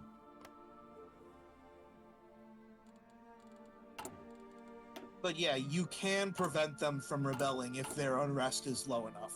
Yeah, I think I was just talking about how I have the option to spend some political power to do it, to lower their unrest. Or is that in that area? Like, where was that? It said Hejaz. So that's Medina and Mecca. Yeah. Okay. And it says there. Okay, it's in Medina. Like Mecca, I could have done the thing. All right, well, whatever. Like Mecca, I could have. I can decrease the unrest. Where's the damn button? Decisions. I have to. Yeah, can't quite. I need real and the Arab vilayets in order to start doing that. Okay, I do not have that option yet. Yeah, you get a lot of those options from the martial law stuff. Yeah. Grand Vizier seized power in the Balkan War.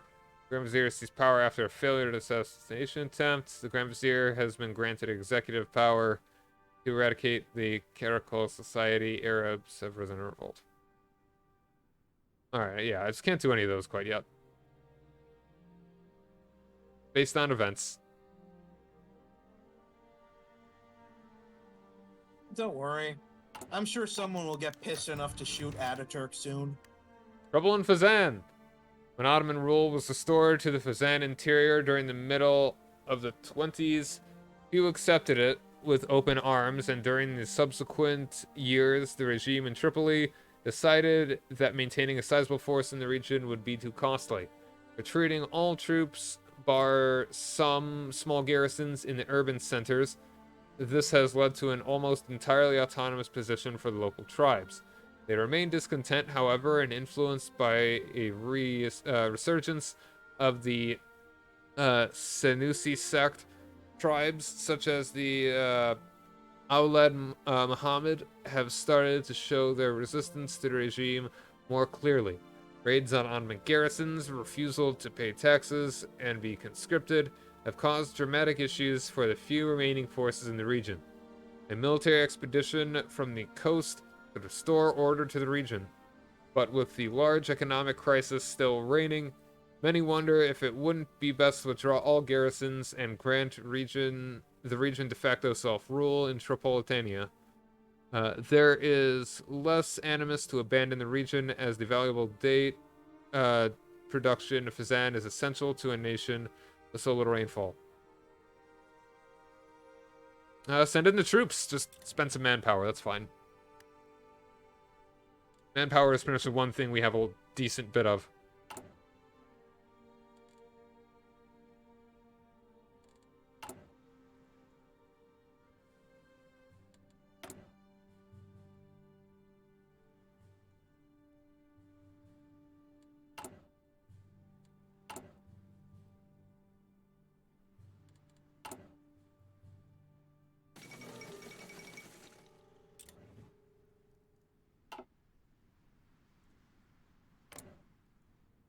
Democracy in Prussia.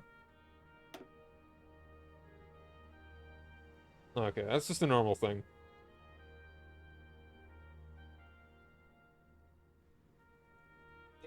Germany can't really go many different routes. That's kind of weird, considering this is, like, all about them. They actually can go social democrat, but it doesn't really change anything else about them. Huh.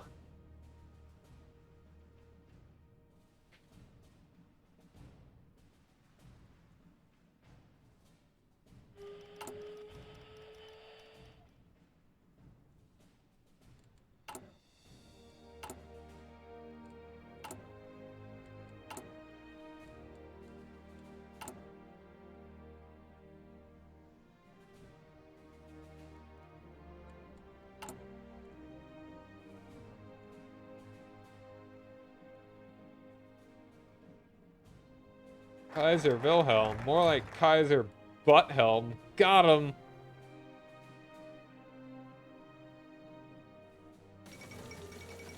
I am. Tends to happen.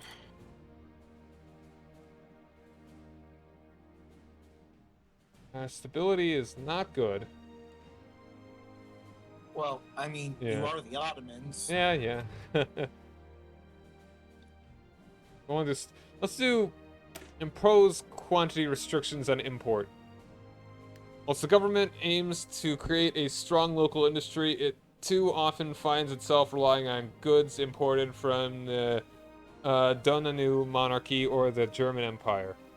Steel machinery, chemicals, etc. are all imported, which makes us not only reliant on those nations, but greatly hampers domestic goods, as they can't compete with the cheap export products of the larger manufacturers abroad.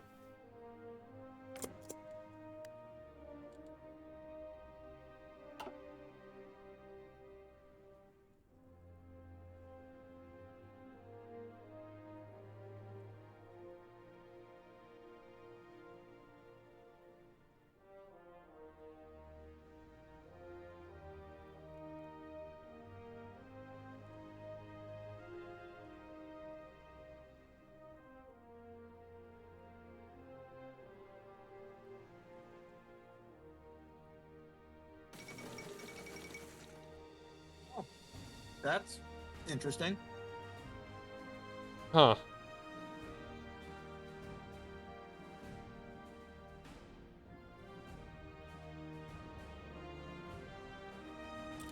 The Poland rises. Oh, hold on. Sorry. The Poland rises.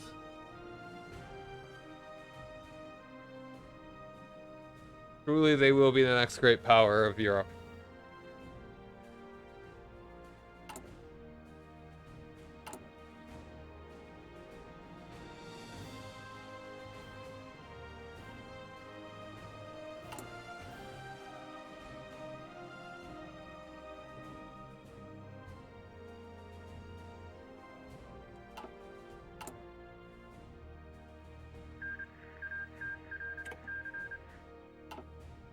Yeah. Pretty sure they're going fascist. Poland? Yep. Dang.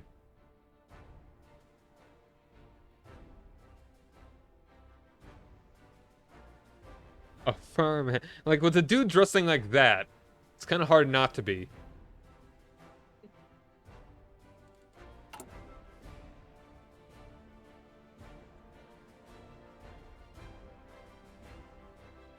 And can you imagine actually making only 19 guns a day? That's like if you had 19 people working in a factory, and then each of them made just one thing with their 8 hours of a workday. Well, I'm making 5 guns a day, and that might be realistic here. Yeah. That sounds like something that's like you have one factory and it's actually just your husband's mom making guns. Like your ruler's mom doing it. Yo-Yo inspired on... Be. What the hell? Yo-Yo inspired Unrest in Sam. The Yo-Yo, a brightly colored children's toy which rolls... I know what a Yo-Yo is, game! It's causing unrest in the city of Sam.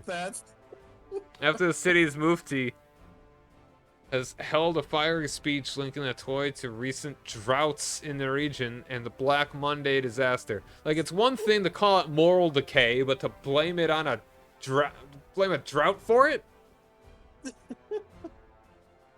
I forgot about that event.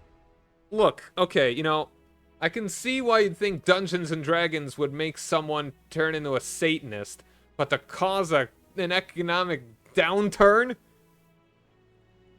They say that while the people are praying for rain to come down from above, the yo-yo goes down and before reaching the ground... Why? Before the ground springs up through the subtle pull of the string. Although this explanation for recent misfortune in Syria seems even to conservative citizens complete baloney. I was not expecting it. I was thinking it was gonna say buffoonery, but no, baloney. Yeah, sure. The influence held by the Mufti has still forced the government to consider his opinion, and a heated debate was prompted in the Council of Sam.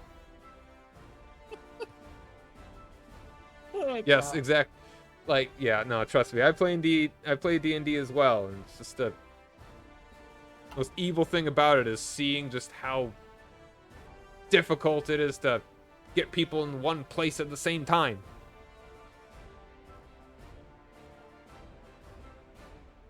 Sam, I want to. Just an innocent toy. For God's sake.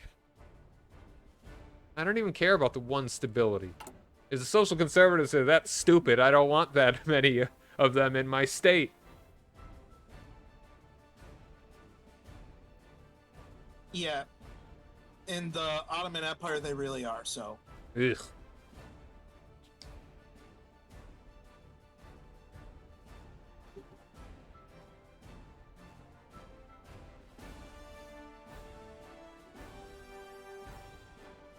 What? Just like, come on!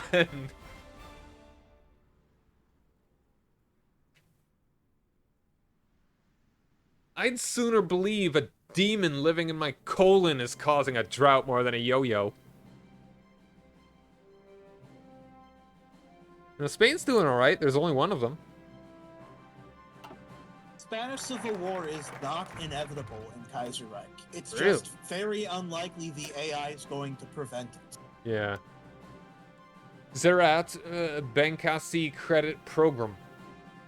Originally the brainchild of Midhat Pasha, the Melaket Sadigi was reorganized into the Zerat Benkasi in 1888, providing stability and relief for farmers. Still the majority of our population, the bank has been greatly expanded over the years. As prices for agricultural goods are in flux following the collapse of the Ukrainian and German markets, the vast reserves of the bank will be used to fight the crisis. Stability increase, hooray. Look, we're sitting at a quarter of our country being stable, or whatever the hell 25% stability means. But, doing alright. We're doing fine.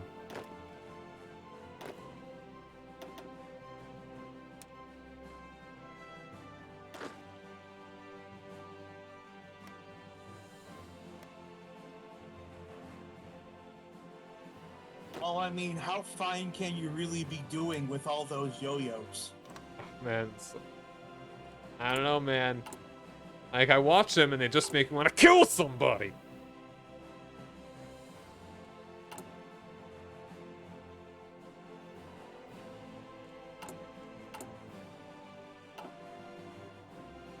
Man, I just watched it yo-yo and it makes you want to have premarital drugs!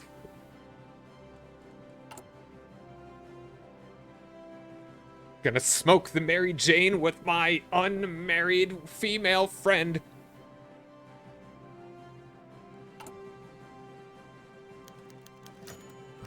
Hey, got an airport. Selim, the first airport opened, located at Habayina, just 55 miles west of Baghdad, and named after the infamous Sultan Selim I. Infamous? Why would you name it? Hold on, this is my Adolf Hitler airport, just outside of Berlin. 1985. Come on down, Adolf Hitler Airport. International Avant-Garde, good for them. You know about the swastika forest in Germany, right? I don't. Military Airport Service Center of Ottoman Air Operations. Hold on one moment. I got a tech to make.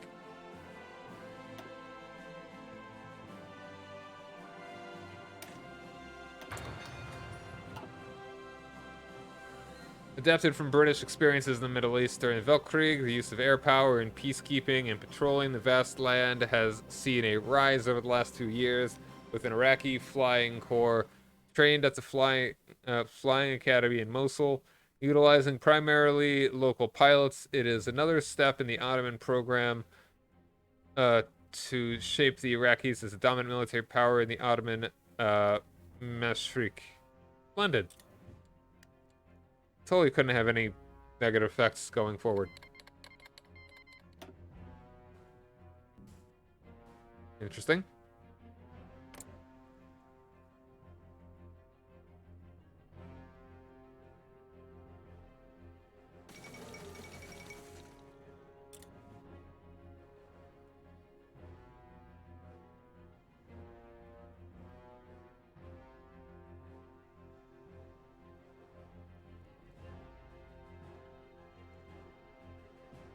The Emperor just sold out his country.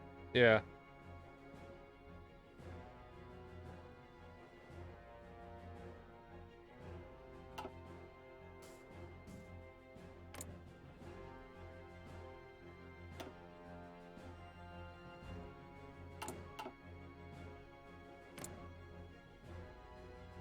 Yeah, which emperor? Wilhelm? Vietnam. Oh, okay. Vietnam has officially joined the Reichspakt. Gotcha.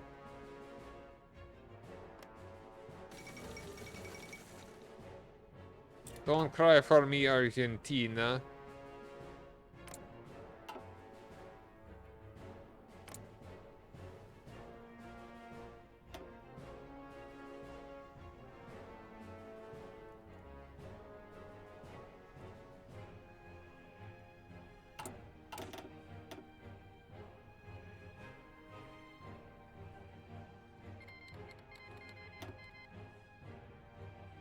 Let's see if speed 4 can work.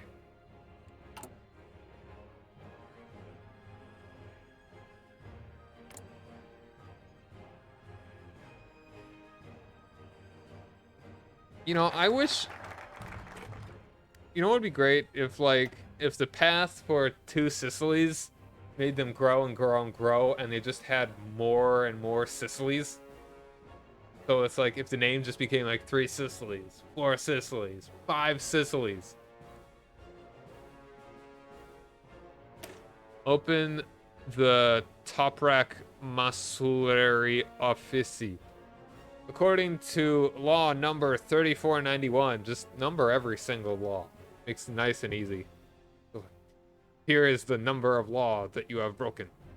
This agency will prevent abnormal decrease or increase of the wheat prices against producers and consumers to protect and regulate the wheat industry, to import or export wheat when necessary, to monitor wheat production trends and market movements in the world, to establish milling facilities and bakeries and locations to be determined, and to carry on other similar tasks.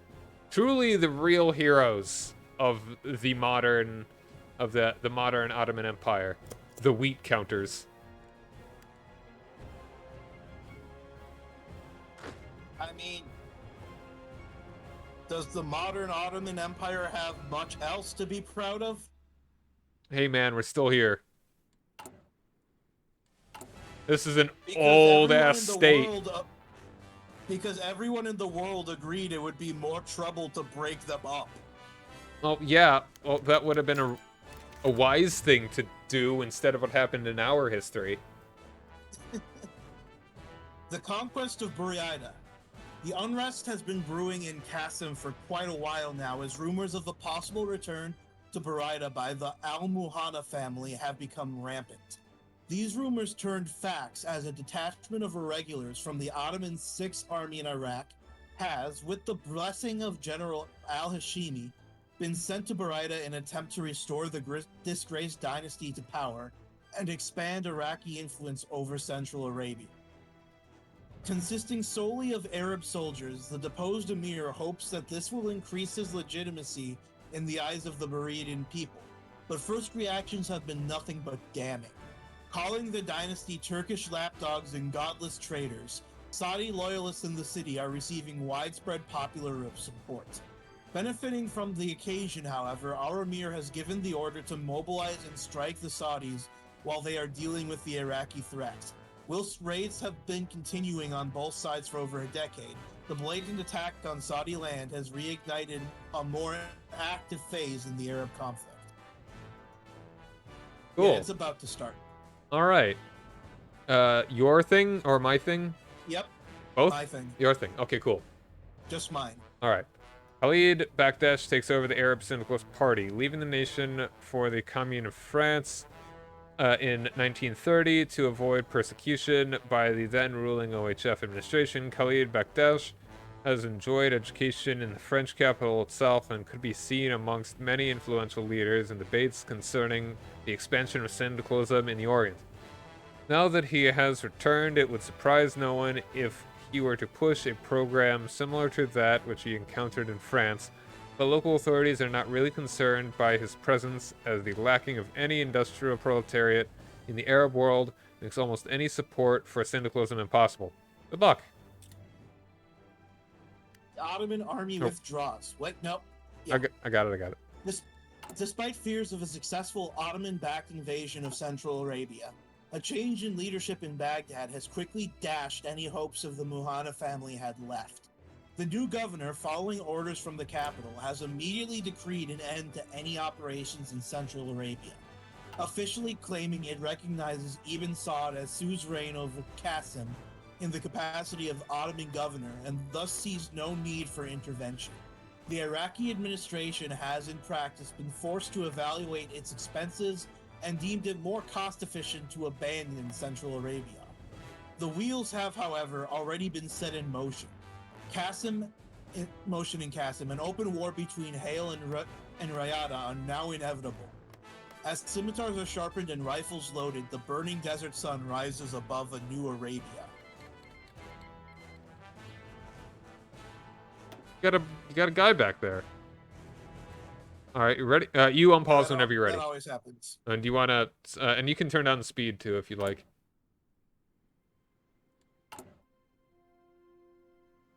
Only you can turn down the speed. Okay, you want it speed 3? Yeah. And if you could send that volunteer, that would be very nice. All right, let's see. I could send it. Yep, I could send a singular volunteer. Let's take.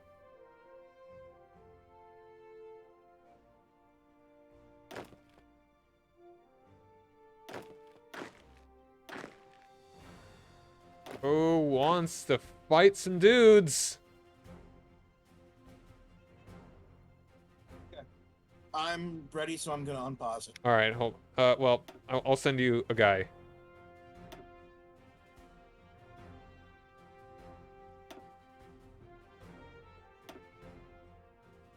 Sure. This guy. Or on the peninsula. Belgian Declaration of Independence. Good luck, Belgium. Alright, after the Weltkrieg and the victory of our Sublime state over the Arab revolt, we reasserted our hold over the tribal hinterlands of the peninsula. The Saudis have fought against the Ports during the early parts of the war, flipped sides near the end, and joined in on the repression of the Hashemites in the Hejaz. Continuous bickering between the two tributaries over complete control of the peninsula, however, never ceased, and ever since the fall of the British Empire in 1925, the Saudis have built up their strength to deliver the death blow to the Rashidi-dominated Northern Federation of Emirs.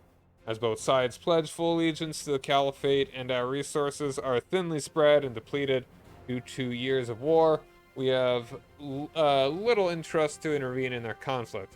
Tribes in Hejaz, Ma'an, and the House of Al-Sabah in Kuwait, however, are less complacent with the situation and have pledged support to the Rashidis to quell the Wahhabist plague once and for all. Ottoman commander in the region have warned us of large groups of young Arab men setting off on horseback into the desert, armed to the teeth, and are warning us that we might have issues demobilizing these volunteers should they return, and that the flame of Arab independence may continue within these men.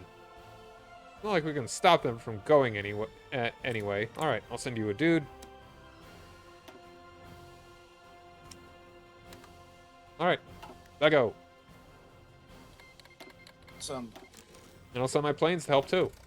I can only send one division, but I can send unlimited planes. Oh, that would be nice.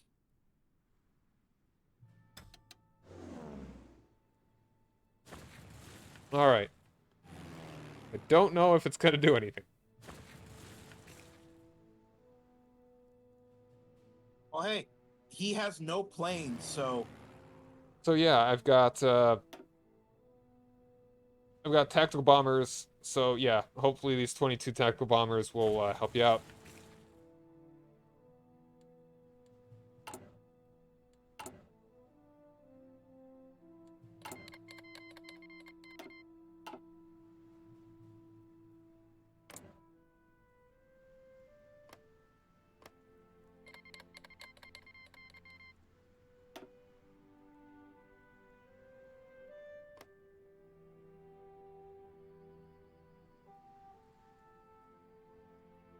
And East Turkestan is run by Davy Crockett.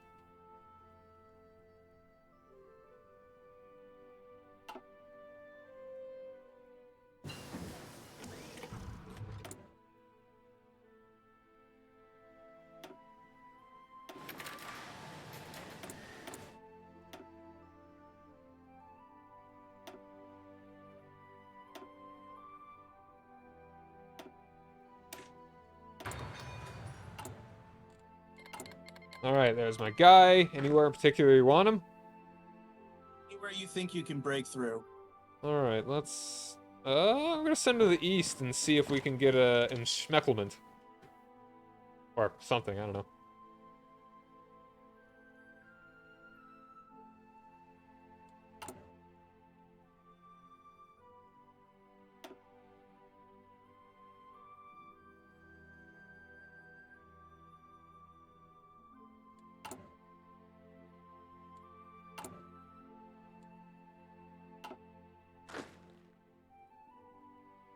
Is there any place that you are doing particularly better or worse? I'm doing better in the eastern area. Okay. Alright, Pretty much, if we can make it to Riyadh, we've won. It's Riyadh. Riyadh.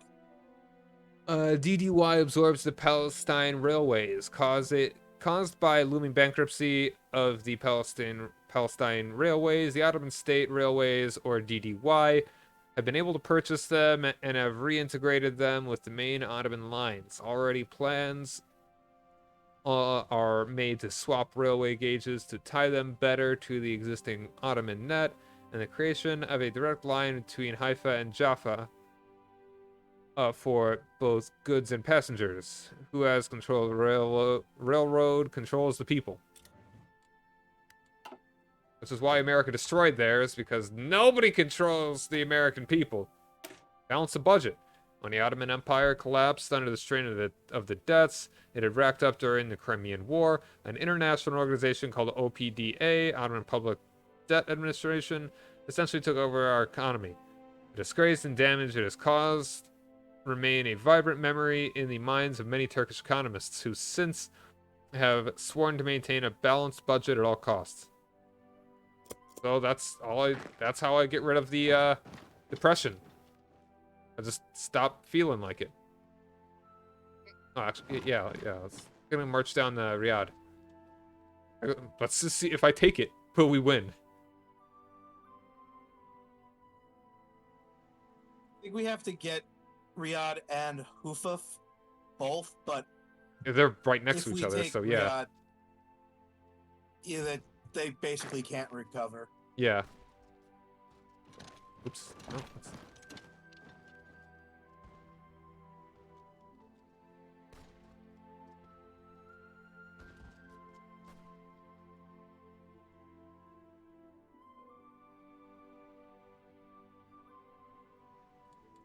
I mean, everything's going all right for Turkey. We're doing fine.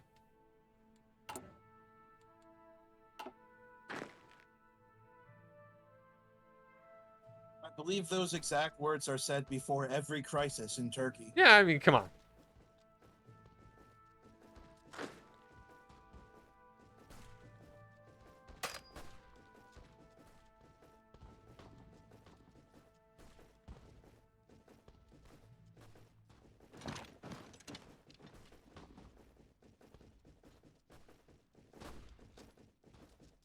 Alright, you got Riyadh. Do you want to go east? Or you'd want to encircle the guys on the Western Front? I'm going to encircle the guys on the Western Front, and with the other two guys, Okay, I'm going to keep putting pressure here in the West. sure.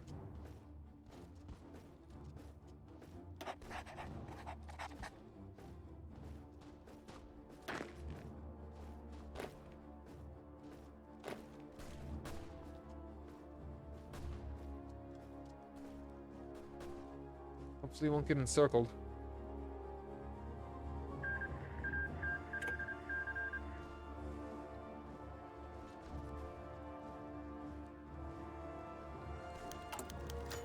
A sunny day in Izmir.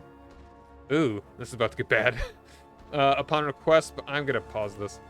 Upon request by his friend, the Wali of Izmir, the Grand Vizier had scheduled a visit to the Greco-Turkish city earlier this week. Warnings that a potential retaliation strike for his progressive reforms may be imminent.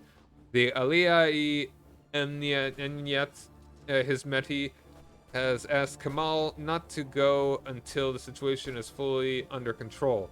Confirmation of a rumored attack was given 3 days later when a known criminal in Busra was apprehended drunkenly blabbering about a vast conspiracy network he was part of against the Grand Vizier, and who was given the order to terminate Kamal's life. Further investigation by the Aliyah Emniyat Hizmeti ultimately cleared the situation up as the man's imagination, and the visit was scheduled 2 weeks later. A few days before the convoy would reach the city, further troubling reports started to surface as gendarmerie apprehended 2 young men associated with the old special organization near the town square.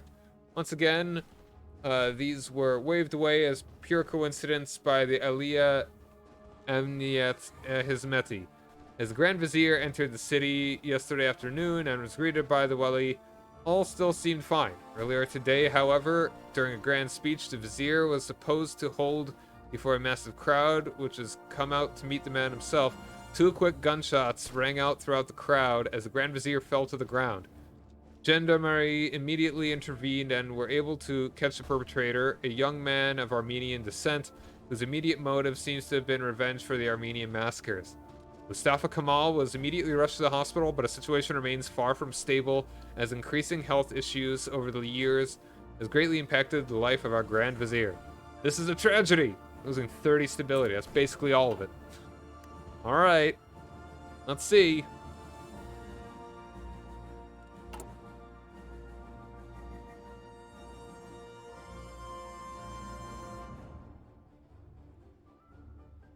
Can we at least balance the budget before he dies?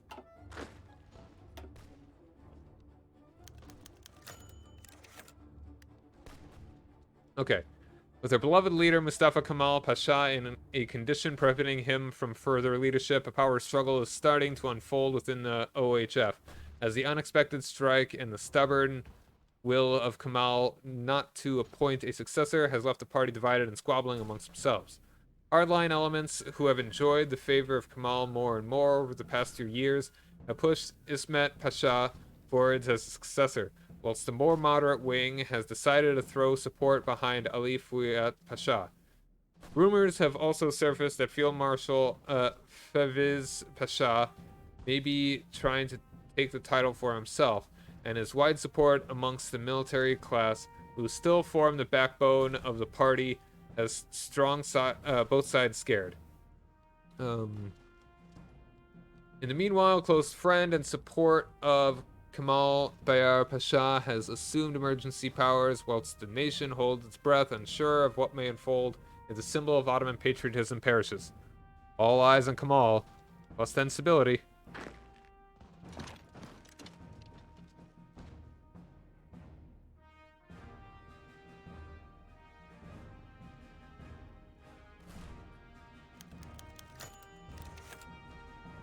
Alright, and I got another one. Conflict in Sulaya. Province of Sulemania has always been a point of trouble for the Walis in Mesopotamia. Inhabited by strong Kurdish majority, many of their sheikhs and Aga refused to implement the new reforms and concede authority to Constantinia, and instead hold on to strongly to tribal allegiances to the and Kurdish tradition. Turkoman expansion towards eastern Mesopotamia, the Assyrian exodus, and the discovery of oil near Mosul and Kirkuk has upset the delicate balance of the region, with various groups attempting to take control. I should unpause. Over the territory inside of Kurdistan, great rivalry also rules as the various tribes are... Oh, hold on. Yeah, thank you. Yeah. I am not going to... You should have your horse help me there, because I am not winning this fight. I'm preventing a horse from going in from the other side. Okay. All right, well, my dude is going to... Or Jack Reed, though. That's interesting. A lot of things happening right now. Let's see, can I just... I'm gonna just try and get in that spot and see if we can stop that. Inside Kurdistan, great rivalry also rules as the various tribes are involved in a near constant state of internal conflict based on family, language, and sectarian lines. As the Ottoman state has no desire to let one Kurdish group get stronger than the others or let them find a common ground besides the Padishah, the struggle is often encouraged by authorities in Mosul to detriment of both the Kurds themselves, the remaining Syrians, and the Turkomans, who are often victims of Kurdish offensives. The loose stability, but unrest decreases. Okay, gonna unpause.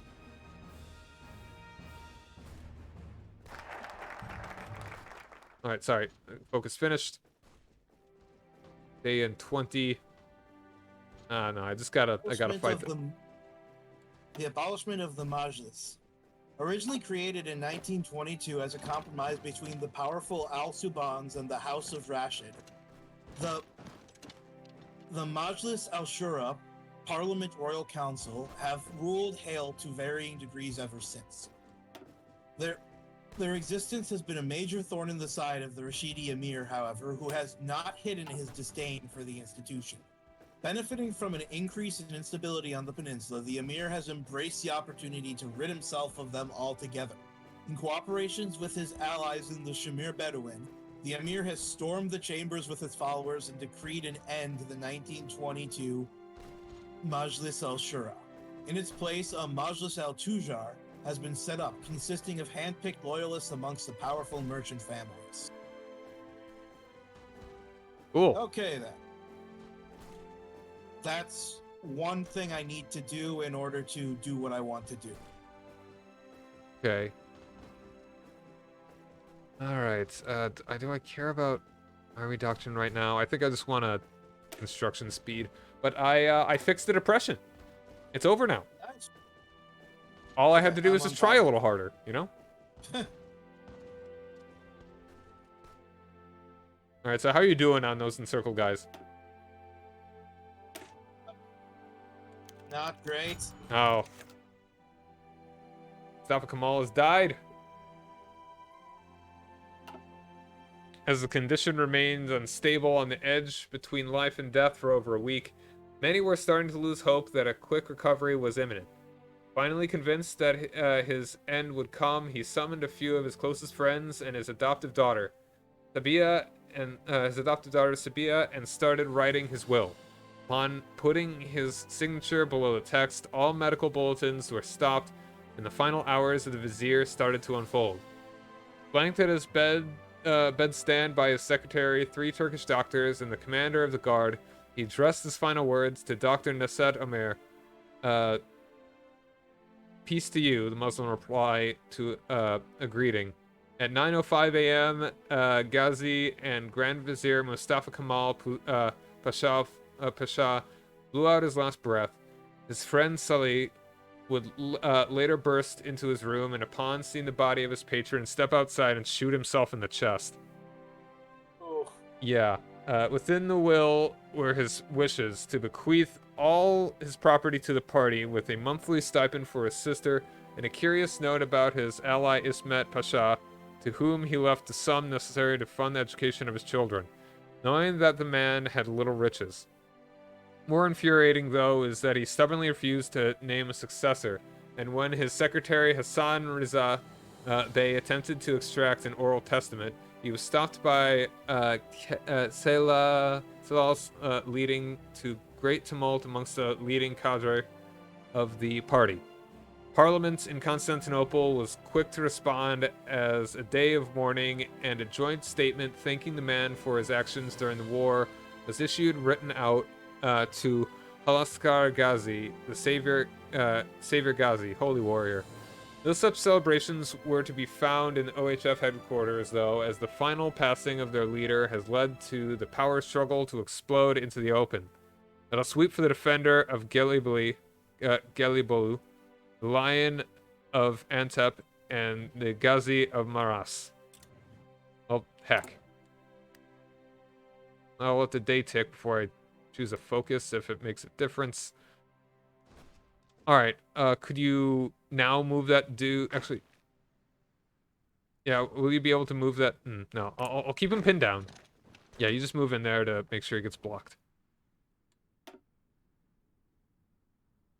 Alright, so I still cannot choose any other. I could do the military stuff. Yeah, it's 1936. Speed is low.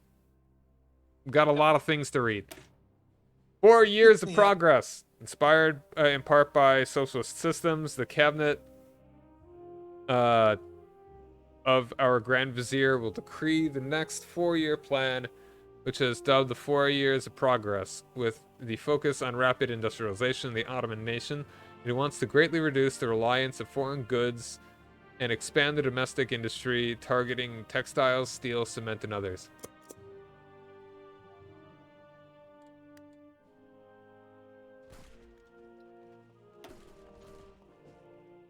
Alright, so are they at least taking attrition over there? Yeah, they are. Alright, once you get there, I'm going to stop the offensive because this is... Alright. How are you holding? I'm holding pretty good so far. Okay. If you want to help with the... Yeah, him. Italian elections. Oh, that's not good.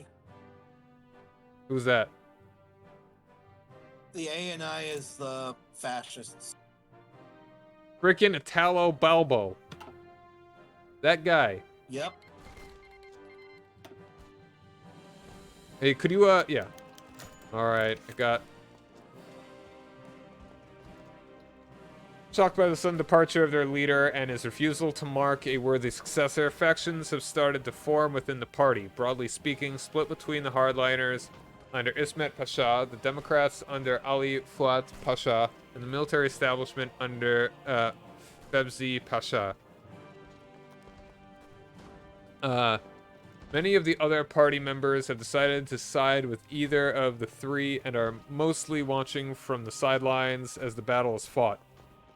Ali Fuat Pasha, portraying a version of modernization based on the multi-party system with democracy at every level, has been by some of the hardliners seen as a traitor to the revolution that they are supposed to be bringing to the nation, especially as programs of decentralization and loosened state control are receiving much opposition from within the party. Former Brigadier General Kazim Karabekir, however, and others such as Rauf Pasha see in his message the future of the state and the only way to avoid decay into a full dictatorship. In the other camp, under the still insecure leadership of Ismet Pasha, plans are made to stick close to the plans uttered by the former Grand Vizier about a progressive vanguard leading the nation into a new era and a strong guiding hand by the state until the Ottoman people are ready for self-government. Sources indicate that even though the position of Ismet within the camp is still shaky, many military-aligned party members have shown their preference to this approach. Alright, so do you not get this decision if the other guy dies? Well, I've never actually had Ataturk die. I usually manage to stop the assassination. Really? Was it decisions that I didn't take? Or was it just chance? There was an event where you could like start a spy organization. Oh, okay, gotcha.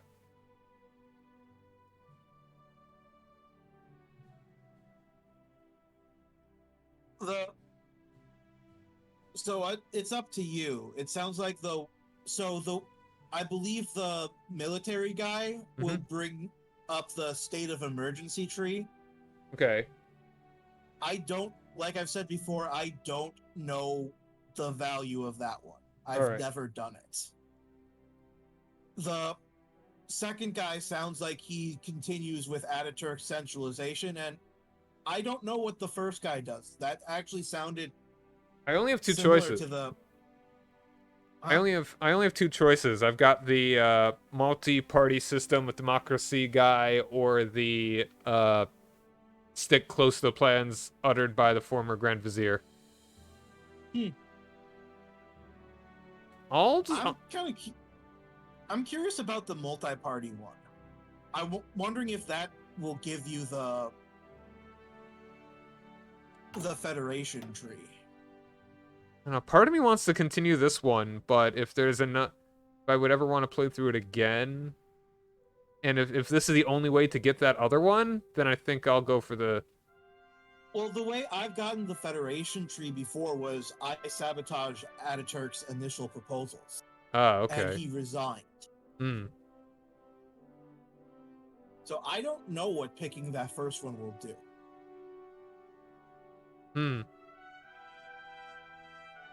That sound...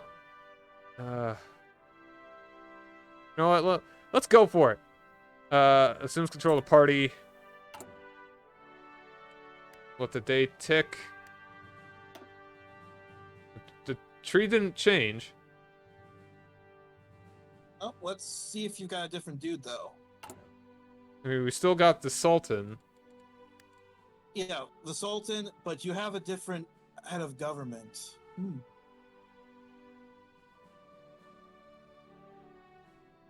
Is it letting you do stuff now? Nothing's changing yet.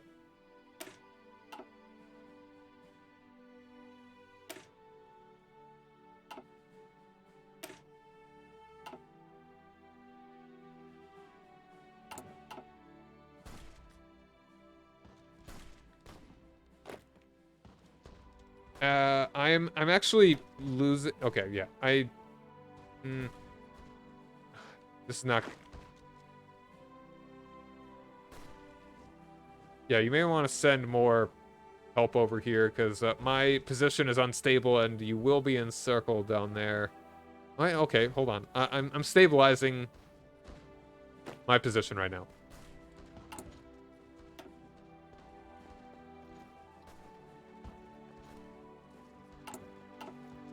Alright, very good.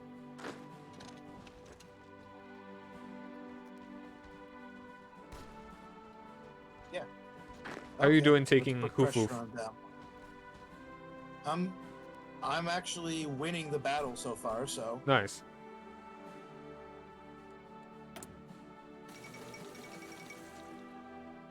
Oh.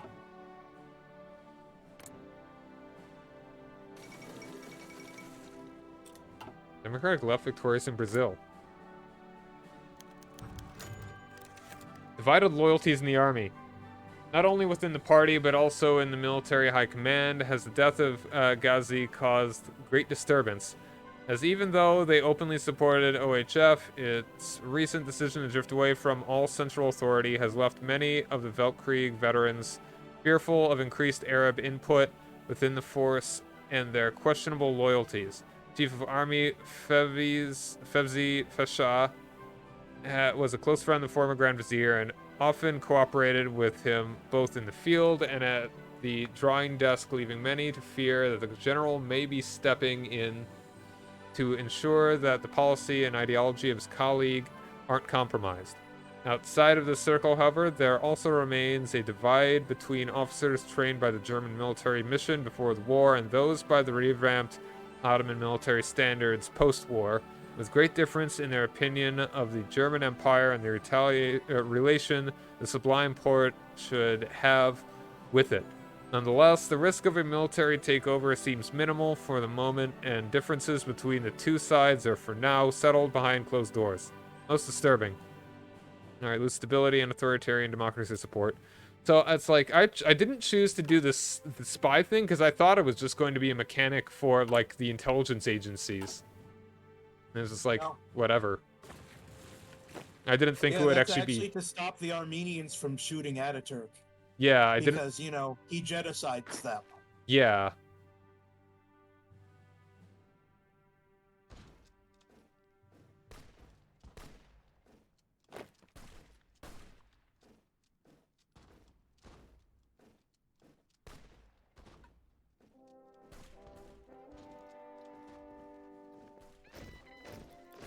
Alright, war over? Oh, there's still another... Oh, wow. Oh, Burita. Alright, I'm gonna send my dude to the I west. haven't captured Burita yet. Huh, well, No. that's interesting. It actually would have been better to not take that, because now they've probably got... They probably got a supply now. Alright. Interesting. Oh. Fevzi Pasha announces his ambitions. Not only the chief of staff of the Ottoman army, but also a hero of the Weltkrieg, Fevzi Pasha has announced his ambitions to enter politics fully. Moved by the Pasha, a longtime friend and former colleague of the late Mustafa Kemal, is by many seen as unexpected, as the man has not shown much inclination to join the political battlefield, preferring a real one, and is very much a testament of the fraternal relations held by the OHF and the Ottoman army. Recent whispers amongst the upper echelons of the party have it, however, that Kemal called him to his side just before his untimely departure and instructed him to lead both the party and the Ottoman nation as a whole further down the path they both envisioned. Going in, however, against the loosely kept rule barring officers from holding both positions in the army and Ottoman parliament, it remains unclear whether his newly announced candidacy for party leadership will also include an early retirement from his former position. Known as a reasonable but also disciplinary man, some fear that he may be steering the nation down a more authoritarian path of closer relationship between the army and the state.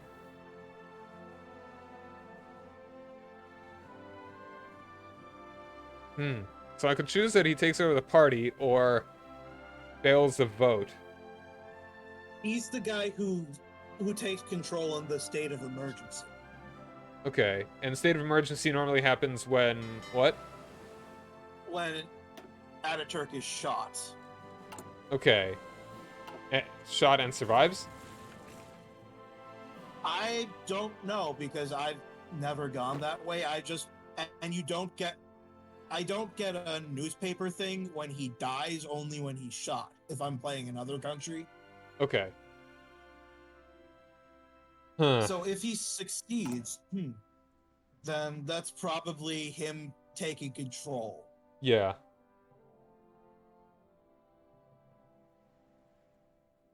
If he fails, this might be the one that changes the tree. Or if he starts a civil war. I feel like... I guess we'll see. You know, I kind of want to... I feel like what's going to happen is that it's almost going to be reversed. Like, the Democrats will control the Arab majority areas, and that they will have to retake the Ottoman territory. That's my guess. Very interesting. Sure. But he fails the vote. We'll see what happens. It'll be kind of fitting, since, I mean, you're playing as an Arab country. If that is what will happen. I don't know. That's just my guess. It's maybe a terrible decision.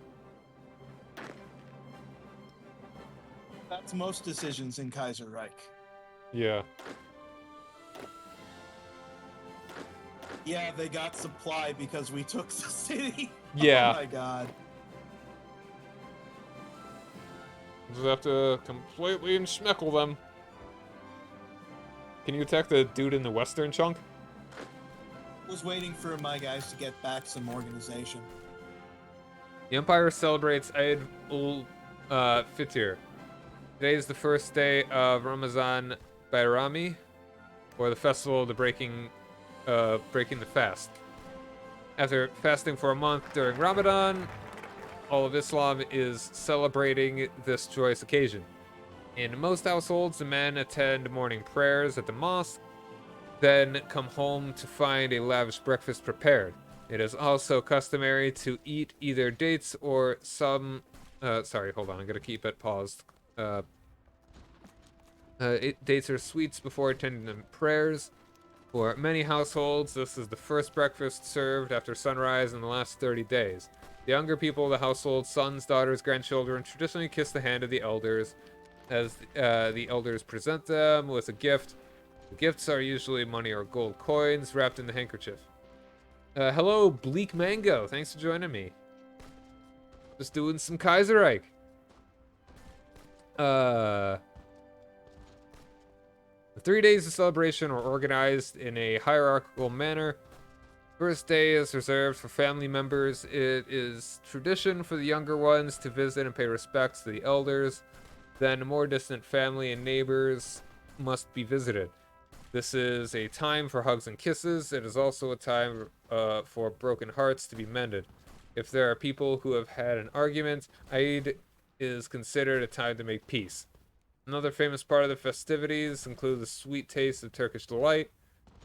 These treats are offered to guests who visit as well as to neighborhood children who run from door to door expecting candy or cash. In addition, Ramadan's famous drummers visit neighborhoods in the morning. It is customary for the residents of the street to tip the drummer for his service throughout the month. Eid Mubarak. That's interesting pop-up. Just a little Ramadan cultural explanation. Yep.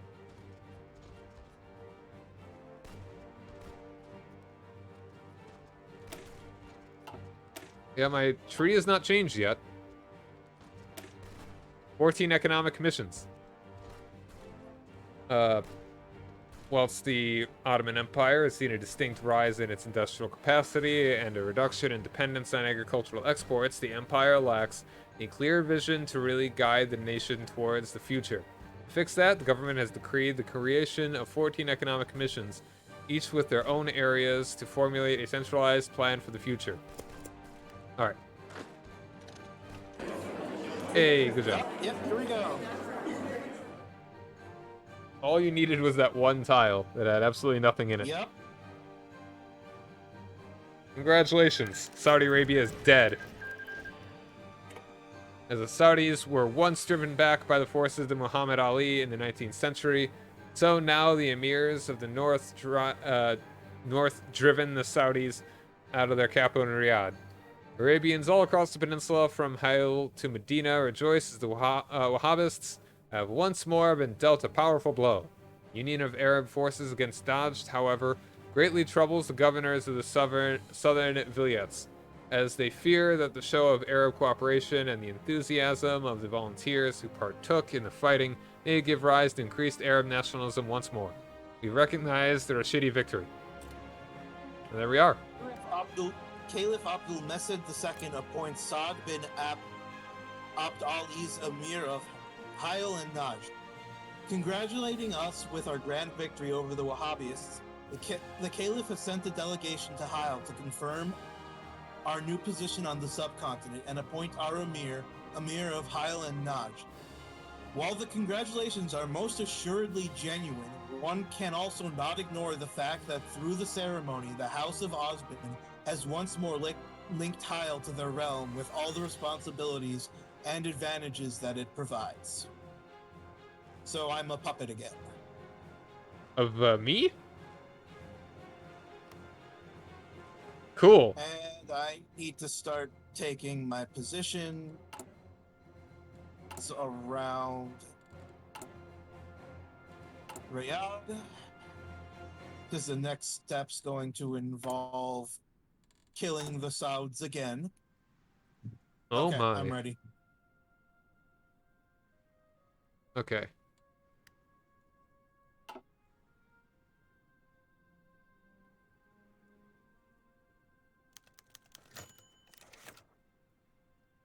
so many pop-ups in this, I swear. Like really, was the pop-up giving me 10 political power for Ramadan like necessary? I think it's nice. Yes, but when you have a million other things that are already popping up, then it's like, come on. Hold on, I'm gonna do one thing before I... Whatever. Reports have reached the Wali in Basra that several of the Persian Gulf states have been hit especially hard by the economic depression in Europe, and that this has caused shockwaves in their entire social structure. Many of these states, such as Dubai, are almost entirely dependent on the pearl fishing industry and have the European continent as their main markets. With the rise in popularity of cheaper Japanese substitutes, the market receives its first hit during the 20s, but the conflict between the state and the Mid-European bloc ensured a steady demand for the Gulf. Now that this demand is almost overnight evaporated, the entire industry is on the brink of collapse. That means that the United Arab Emirates declares war on Japan. Whilst this is, of course, unfortunate for the Arabs of the region, this catastrophe has forced them closer to the Ottoman state and now internal market. Upon the request of several sheikhs and emirs, the TPC, Turkish Petroleum Company, you really could just put that, doesn't you have to be in parentheses, you can just use commas, has opened talks to discuss the possibility of oil exploration along the coast and to expand its operations in the Gulf. Oil in the Gulf of the Persian Gulf? Nonsense! Alright, so Bahrain, Qatar, and Abu Dhabi gain unrest. Oh, I do have those provinces. And then Basra decrease, political power decreases. One man's loss is another man's gain.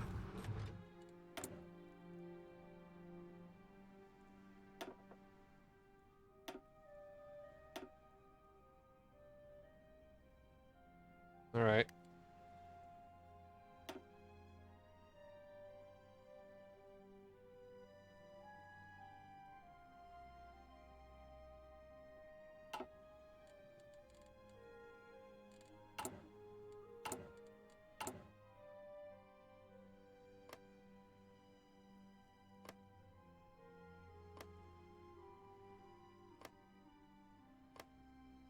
Alright, well, I don't think Iraq is going to be... Unless something changes, I don't think Iraq is going to be rebelling.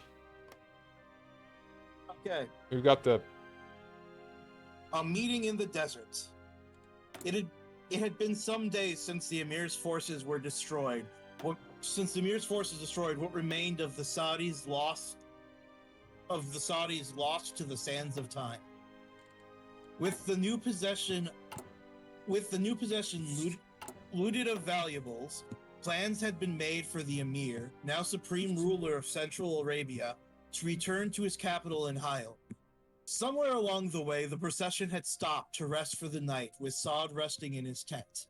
His cousin Abdallah gazed over the horizon and the newly conquered lands.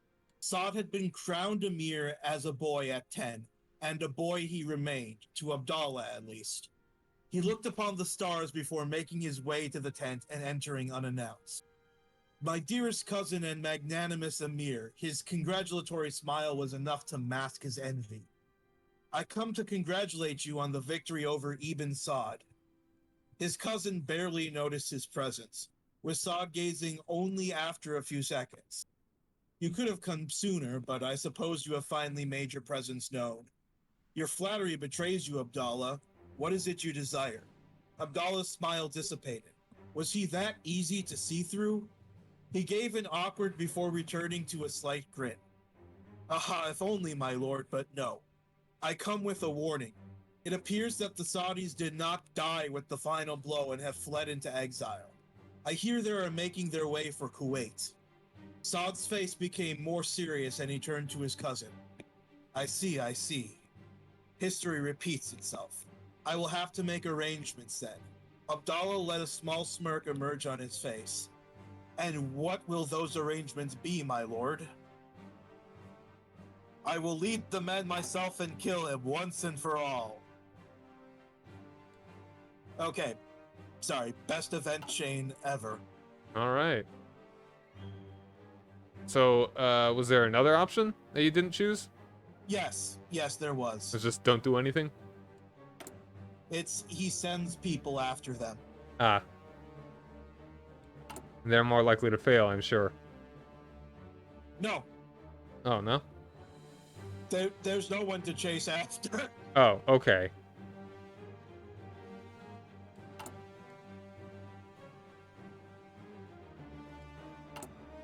Well, there is one person, but he's not hiding in Kuwait. He's actually hiding in Riyadh. Hmm. We'll see him soon enough. Increased unrest in Bahrain, prompted by increased interest of the Persian government in the affairs of the Shia majority island of the coast of Al-Hassa. There has been a noted increase in anti-Ottoman and anti-Sunni sentiment. Further coupled to the pearl trade catastrophe and the weak response of the Sheikh to the decreasing living standards of his population, the island has been rocked by a wave of protests calling for reform and equal representation. More disturbing than the Persian overtures, however, is the increase of radio sets. Tuned in to free radio, Radio Free Cairo, spreading Arab nationalist propaganda and calling on all Arab people to overthrow the Turkish yoke. Most unfortunate. Allah returns to Hyle, taking with him but a small contingent of soldiers in his return to Hyle. It appeared that the first part of his plan was in motion. With Saad distracted and lost in the desert on a wild chase, it was time to go further. The Arabian night sky was truly captivating, complemented by a cool desert breeze. Abdallah was waiting behind a small shop in the center of Hyle. The merchant wouldn't mind, nor did he need to know. Like a silhouette on the night sky, a man cloaked in black entered the small yard and nodded to Abdallah. "You're the cousin of the Emir?" Abdallah nodded and shut the gate, visibly brandishing a pistol. "And you are the envoy of the Al-Saban family?" He nodded, and the two men shook hands before taking a seat at the small table. Before any conversation took place, Abdallah placed his pistol on the table, his finger resting on the trigger. The Emir is not well." The envoy raised his eye, confused. "This is why you wish to speak to my masters?" Abdallah nodded and looked over at the night sky. "News travels fast, doesn't it? With the defeat of the Saudis at Riyadh, and soon the whole land knows of our success. Ibn Saud was beheaded and his body buried. Yet the Emir believes the House of Saud will continue to haunt us, that the man we killed was only the beginning, and that the exiled Saudi princes should be hunted down and destroyed. A clear sign of his mercilessness. The Emir is fueled by a hatred and desire for blood that if we let him continue unchecked, we may soon not have a realm left to rule. I suppose. And what do you propose to fix the king's affliction?" Abdallah sniggered a little and shook his head. "There is no cure for such an illness. And with the king indisposed, perhaps it's time for a change of leadership." The two chatted for some more into the evening before shaking hands and bidding each other farewell. That devious prince. All right.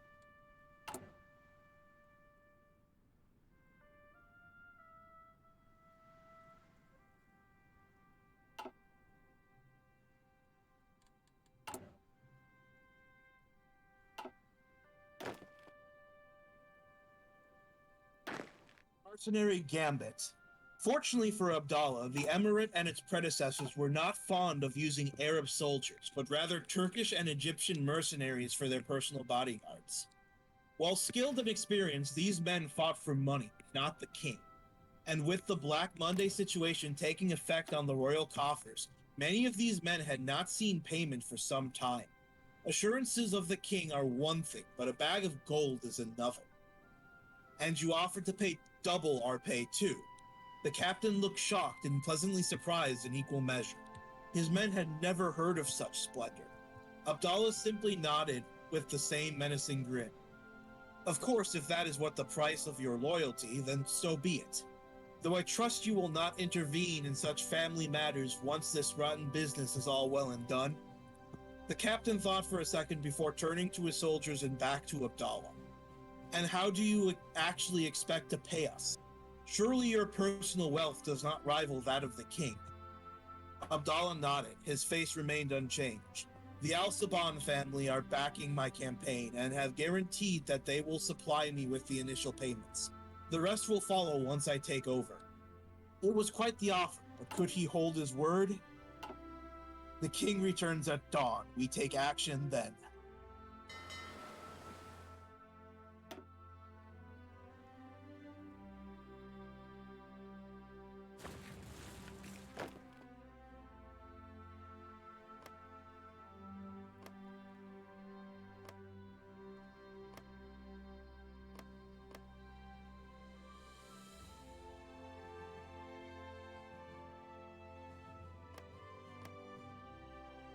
Kind of weird that there's unrest, like medium unrest in Fazan, despite being unable to move troops through there.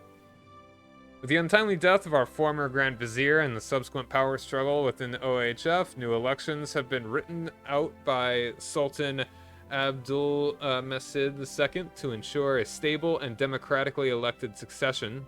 Military interference in its affairs, however, indicates that without their link to Mustafa Kemal, the army may soon start playing a more direct role in politics and push the nation more on a course where they prefer. Either way, many fear that these elections are only the beginning and the situation will remain unstable for the foreseeable future. Liberal Entente retakes majority. Yeah, that's the Federation. Interesting.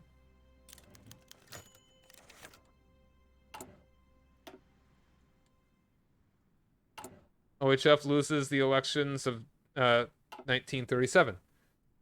What some may have seen coming ever since their close victory in 1935 has today become reality. The OHF party of the Turkish nationalists and CUP remnants has been thoroughly defeated and their coalition shattered. Now we must pick up where the Liberal Entente left off in 1934 and repair all that has been torn down. The first matter of the day, however, is already a very precarious one. However, in two howevers in one sentence.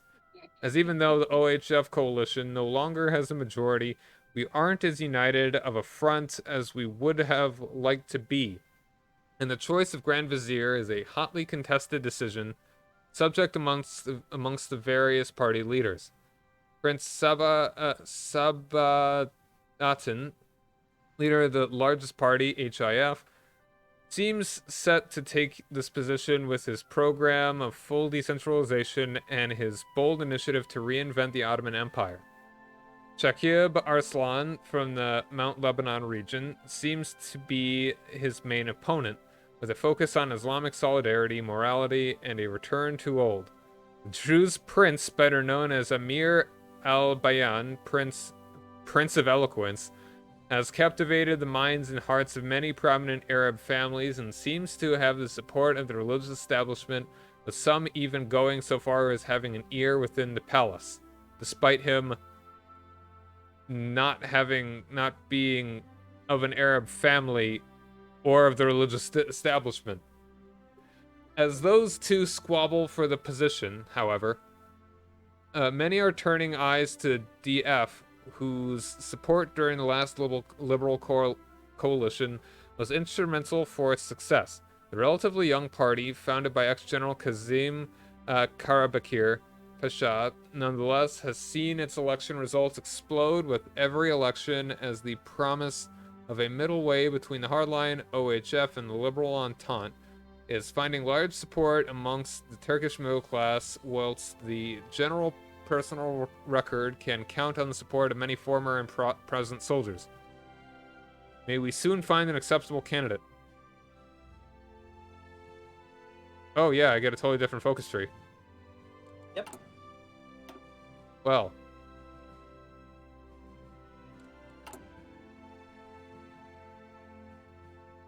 Interesting. Sabahaddin's the guy you want. Okay. Alright, so I've got,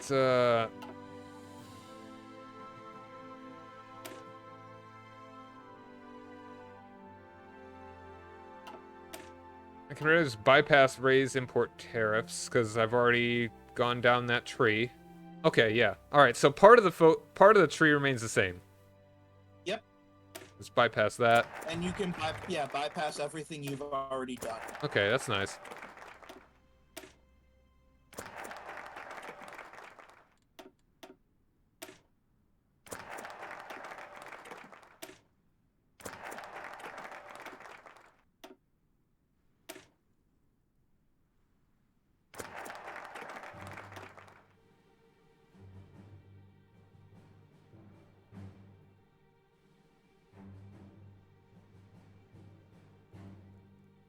Okay, let's see.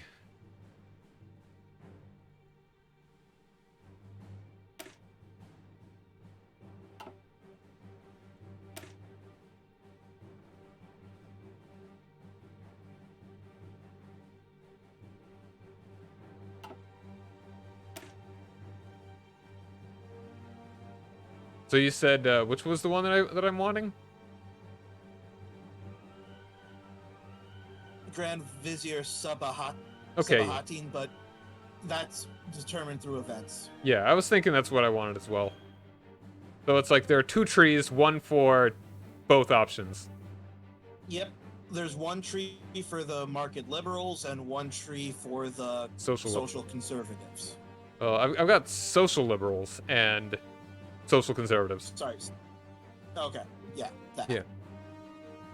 And then there's one in the middle between them. That's kind of confusing that they put these as like 2 totally different trees. That's kind of weird. Okay, so you'll now have a mechanic that's sort of similar to Congress Okay. in the base game. So you want to maintain support of various parties to do things, and that unlocks what you can do. Okay, I'm just gonna. The most important one are the conservatives. Do not lose their support at any cost. Okay.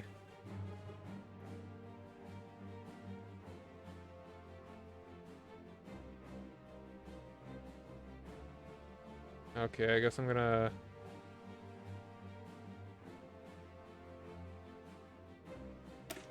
Imperial Institute for Technology. Although the Ottoman Empire boasts a fair selection of institutes for higher learning, there is a severe lack of technical expertise in the realm, which has severely complicated the industrialization of the empire. To solve this, the government has proposed to open the Imperial Institute of Technology in Constantia, in close cooperation with academics from Austria and Germany. Alright.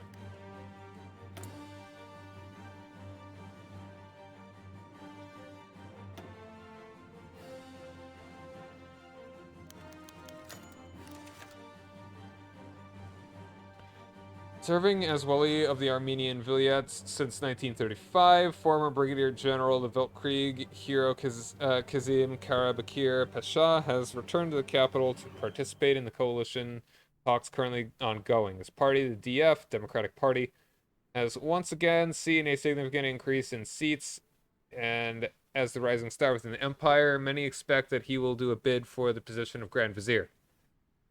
Arriving through Haidar Pasa station on the eastern side of the Bosphorus, the man was escorted directly to Dolmbazakir Palace for an audience with Sultan Abdul Masir II, with a program serving as the middle ground between the older and for more aristocratic HIF and the authoritarian OHF. Seems likely that the Sultan will at least seriously consider the man who has in the past already stood close to the palace. Welcome back, Pasha. The Emir returns. In the coming days, Saad returned to Hail with his men to be greeted by his cousin at the royal palace. Do you return with the heads of our most feared enemies, my lord? Saad paid him no attention and instead walked straight past him. Abdallah followed. My lord, is everything all right? Saad ignored him once more before sighing out loud. They must have escaped, gone to Kuwait or Iraq or Yemen or some other blasted place. Abdallah tutted before offering to leave and did as told. Meeting with the mercenary guards, the Emir has failed in his duties. Leading a wild goose chase just to satiate his hunger for blood, it is time he was retired. Turning to the door, they entered and Abdallah drew his pistol and pointed it at the Emir. My cousin, you have failed in your duties to the Emirate. May Allah have mercy on you. Before Saad could respond, a multitude of gunfire rang out and the Emir was killed where he sat. Tell your men to secure the royal palace and then the city. It is no doubt that there are still loyalists to the old order. The men nodded and rushed off, sporadic gunshots and shouts ringing out in the background. Abdallah holstered his pistol and gazed upon the palace gardens. This was all his now.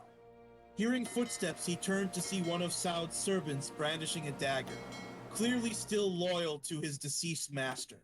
In a frenzy of rage, he lunged at Abdallah, aiming for his chest. Abdallah shoots him dead on the spot. Wow. The coup successful. Abdallah took a deep breath as he looked over the servant's lifeless corpse, blood pooling on the floor and enveloping the dagger. Before he could holster his pistol, a group of mercenary guards rushed into the room, their commander looking at the body in shock. Prince Abdallah, are you all right? Are you hurt? Abdallah placed the pistol on a railing, looking over the gardens once more. I'm fine. Fine. I shot him before he could get to me. He took a breath and holstered the pistol before looking at the guards. What is the status of your men? We've seized most of the city, and some men still loyal to Saud have seized houses on the outskirts, but nothing we can't handle. Finally, I am Emir? Okay. So, this guy in particular gives you the ability to stop being a puppet. There is another guy who does it too, and I will eventually get to him, but it takes a while. So, just having Abdallah basically puts the timeline in my hands. I can do it whenever I want to. Gotcha. Conservatives flock to Prince Sabahattin's banner. Coalition talks seem to be progressing in a satisfactory fashion as Prince Sabahattin seems well underway to form an acceptable coalition to oppose the centralists, with a program focused on severe decentralization and with most governing shifted to provincial assemblies. Many of the minorities and Arabs are showing their support for his ideas. Nonetheless, many conservatives remain opposed, as well as they believe that the program of the OHF is borderline heresy and a disaster for the Ottoman state. They remain opposed to complete decentralization as they fear this would have a negative effect on Islam and the position of the Sultan Caliph. All eyes are on the Sultan now. Okay, here it comes. Succession crisis in Hyle. Succession in the Rashidi Emirate has always been a difficult matter, as unlike many other Arab families, the Rashidi princes never managed to agree on the next leader of the family. This led to one of the most bloody family conflicts of the Middle East, as brother stood against brother, uncle against nephew, and sometimes even father against son. Assassination, coups, murders, and other crimes were rampant during most of our history, as the title of Emir changed hands almost a dozen times in just a few decades. An armistice to the conflict was called during the Weltkrieg, as faced by a resurgent Saudi state. The princes begrudgingly agreed to recognize the ruling Emir and united forces to secure the continued survival of the Rashidi state. The murder of our Emir by Abdallah has now, however, decisively broken the armistice, once more opening up the crown to the rule of the strongest. With the position of Hyle in the reunited Arab states still feeble at best, it is likely that we will soon once more see fratricide on an industrial scale. With Saad bin Abdalaziz's death, the thread of prophecy is severed. Okay, so that gave me an incredibly horrible national spirit, if you want to look. Unbridled fratricide, weekly stability -3. Wow. Yep. Yep. And the event chain isn't over. It gets better. Oh, man.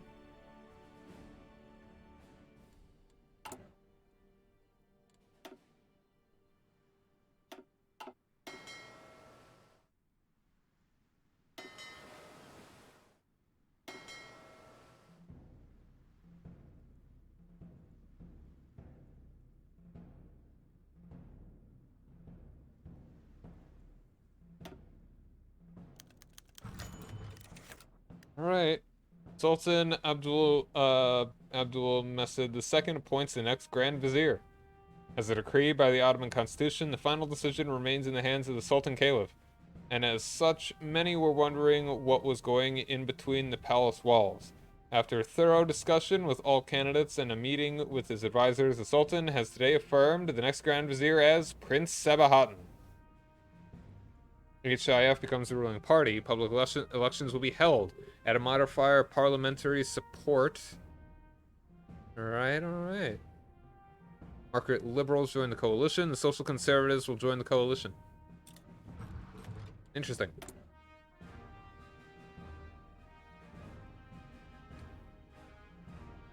Alright. Yeah, so if you lose the conservatives, then your government will fall and you'll get Arslan. Okay.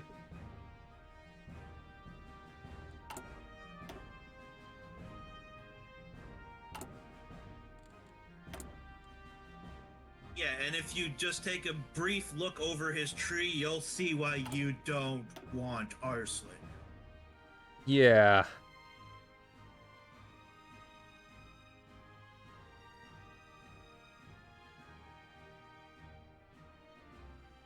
Basically ensures they have a civil war. A big one. Yeah. So, yeah, pay attention to what you're timing, like what focus you're doing, what decisions you're taking, because you have to maintain the conservatives. Yeah. If it ever hits 0, Sabatin's out. So, I mean, as long as I've got 109 out of 500 house support. I'm guessing that's enough. Because, like, all the rest of them don't make a coalition together. Yeah, well, yeah. So basically, like, it should give you a breakdown of every different faction Okay. and how many of them support you. Alright. Yeah, the most important one in that breakdown is the conservative. Good to know. Yeah, I did not know that the first time I tried this.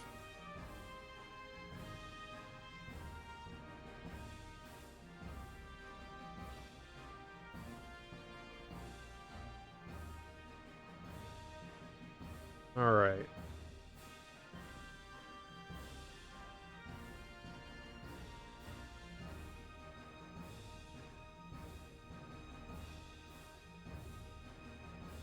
And it looks like, I mean, I could get 30 deputies from the Conservatives join the coalition. Active for 30 days. That seems... on the Ministry of Religious Affairs. I mean, it seems like it'd be alright. Contrary to other factions, the Conservatives are fairly united in their goals for the Ottoman Empire. Hailing mostly from aristocratic or religious families, many of these believe that the 1908 revolution and the subsequent Young Turk government were the biggest mistakes that ever befell the empire. They grasp back to an era where everything was simpler, everything was more traditional, and where the morality of Islam was followed closer to the letter. Having closely worked with the deposed Sultan Abdul Hamid II, their ideas are received fairly well amongst the large conservative and often illiterate Ottoman Muslim crowd, but are feared greatly by the various religious and ethnic minorities of the empire who by no means share their love for the Hamidian era. Revert OHF social reforms. I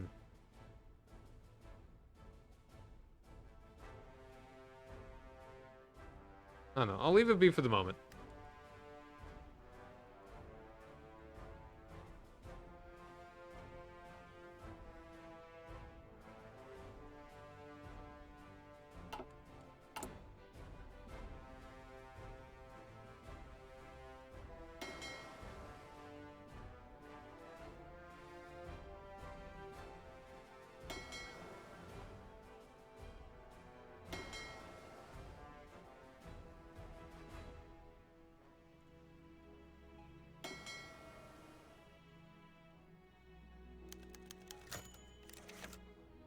right.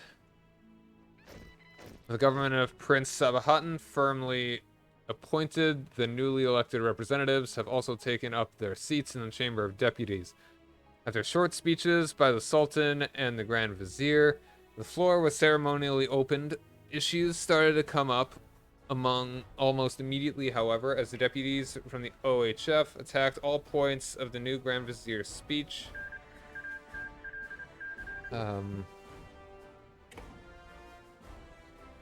And called his entire program a disgrace to the Sublime State and therefore the world. Great! Politics as usual. Democracy. Camel racing in Hyle. A tradition as old as history itself, camel racing has long been one of the most popular sports on the Arab Peninsula. Although traditionally overshadowed by the more popular horse racing, our Emir seems to have a preference for the ship of the desert, and has in his unending wisdom given the command to organize the first Hyle Camel Cup. Starting near the center of Hyle, the race goes around the castle of Hatim al-Tai to Juba, before looping back and finishing with a grand finale before the Barzan Palace. Although various notables in town are frowning on the idea, seeing camel as strictly inferior to the horse, the Bedouins seem to have enthusiastically embraced the idea, and applications have been flooding the Registry Bureau ever since the announcement. 1+1 stability, the last stability boost I will get for a while. Sharif Ali Hadir passes away. Got some tech to choose.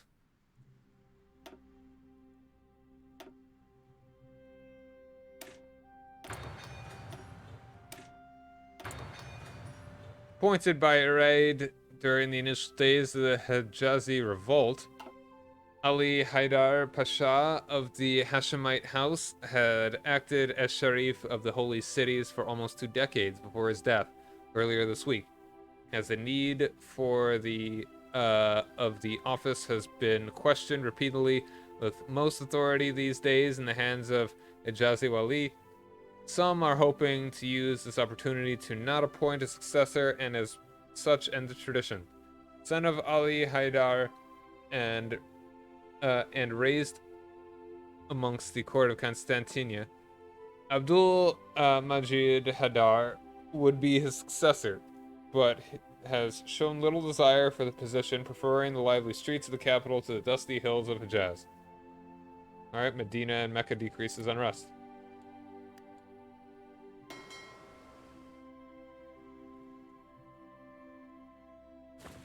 So how much longer do you think you want to be going?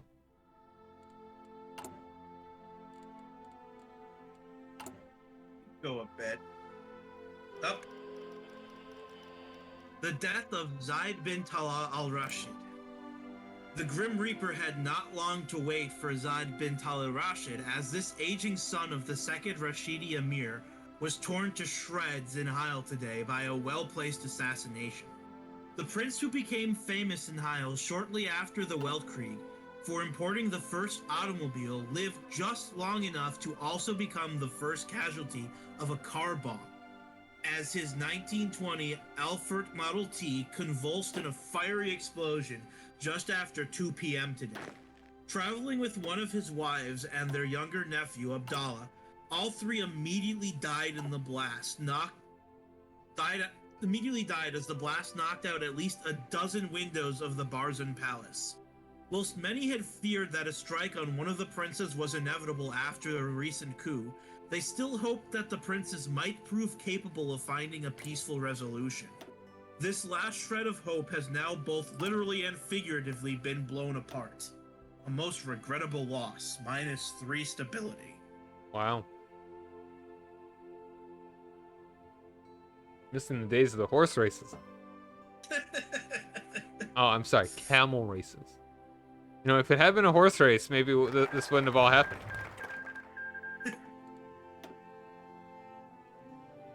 Alright, let's see here.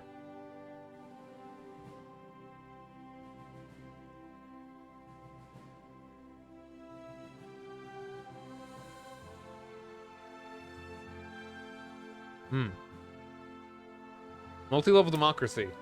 Although Sabbath originally did not plead for autonomy, his discourse of decentralization almost solely found support amongst autonomous movements and various groups of landed elite. They, seeing that the centralizing state as a direct threat to their own status, support a system of multi-level democracy wherein not just the Chamber of Deputies, but also provincial assemblies can be empowered to serve their local units. Political power, ugh. It costs more. Dang.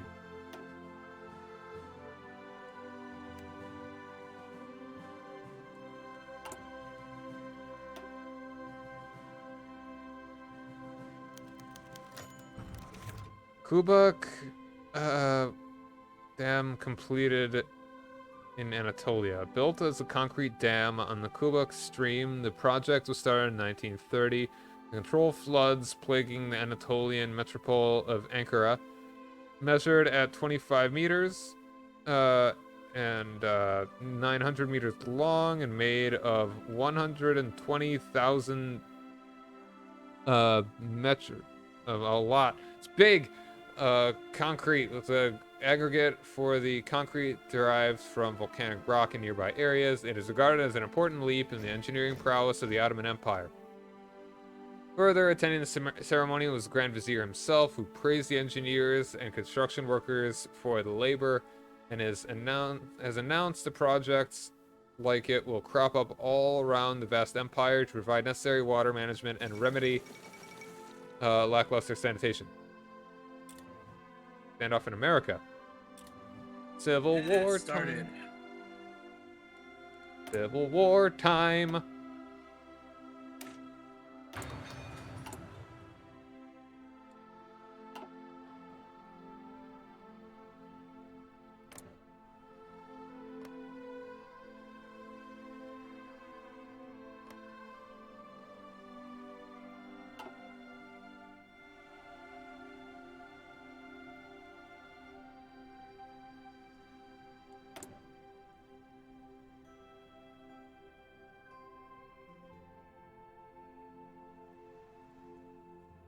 Economic woes in the Emirates.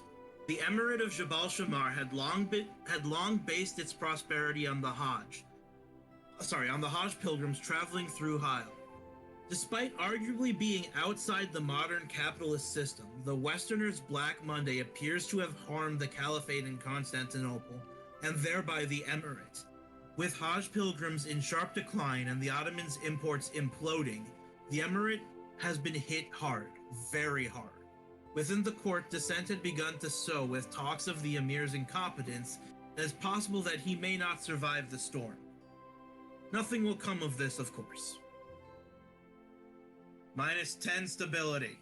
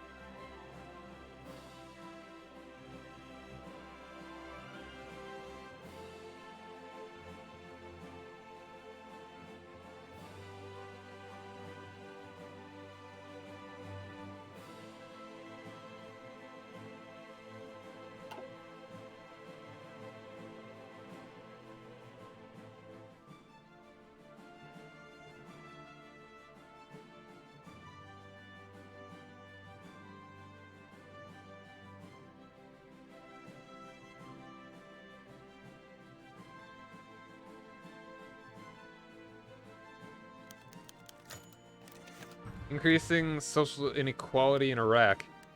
Iraqi society has always been divided between city dwellers inhabiting the cities such as Baghdad and Mosul, Bedouins roaming the vast deserts, and the caste of farmers working the lands between the Tigris and Euphrates. This latter group has for the vast majority of its history been separated from nearly all affairs, barring their immediate needs, and has made use of the communal agricultural ground to satisfy their own and the needs of the city dwellers. Benefiting from the almost non-existent authority imposed by the Ottoman Empire, who only did the bare minimum to maintain a semblance of order in the region, this group lived a poor but fairly content life. After the loss of our European holdings and the seemingly shifted loyalty of many Syrian groups, the Empire has received a wake-up call that no longer use Iraq as the poor land it was always regarded as, but to shape it in the future of the Sublime state. Starting from basically a clean slate, schools, roads, and a vast administrative network were pumped out of the ground in record time, with primary level school attendance doubling year over year. A new local elite, trained and indoctrinated in the various Turkish academies, was to further extend Ottoman control over the cities, whilst Ottoman military academies set up in Baghdad served to create loyal Iraqi official corps. Did you pause? Did I pause? Pause, because I've got another one. Okay, as the Ottoman control over the cities increased at an explosive rate, this same evolution could, however, not be seen amongst the much larger population of peasants, still living in nearly the same condition as their lost my spot ancestors had before the had done for centuries. The Turkish educated elite, however, backed by their allies in the Iraqi walis, discontent with the low agricultural output, has over the last 2 decades increasingly privatized and seized this communal land, forcing many of their former residents into a sort of serfdom. Illiterate to the man and never having interacted with the government in the first place, this class has barely any defense against the moneylenders and urban elite. The farmer toils and the elite profits. Just lose 20 political power? Okay, whatever. It's of Faisal bin Hamid al-Rashid. The second in what is likely becoming a long list of murders, Faisal bin Hamid al-Rashid was murdered in his home in Hyle today. The prince, one of the last sons of the Obid line, had long given up any ambition to the throne, but was likely targeted by a servant close to the throne out of fear that the line of Obid might see a chance in the chaos to make their branch the dominant one in the family. Stabbed by an ornamental blade, a gift to the Kuwaiti sheikh, to Ibn Saud, which was captured as a spoil of war during the conquest of Riyadh. The prince was found by his daughter, Fatima, in a puddle of blood when she returned from a visit to her grandmother. Although the prince himself left no male descendants who may wish to take revenge for the loss of their father, it is not impossible that one of the other Obidi princes may place a strike on the line of Abdallah bin Ali in retaliation. Another tragic loss for the family, -3 stability. Man, really grinding through these guys. Yep.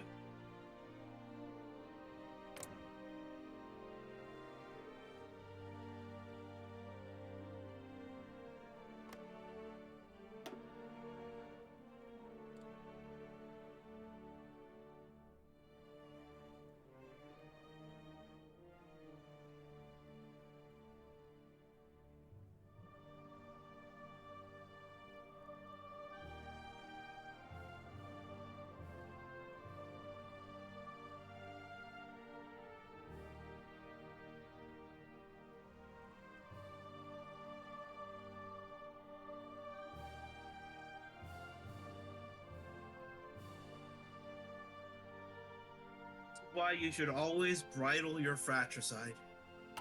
Yep.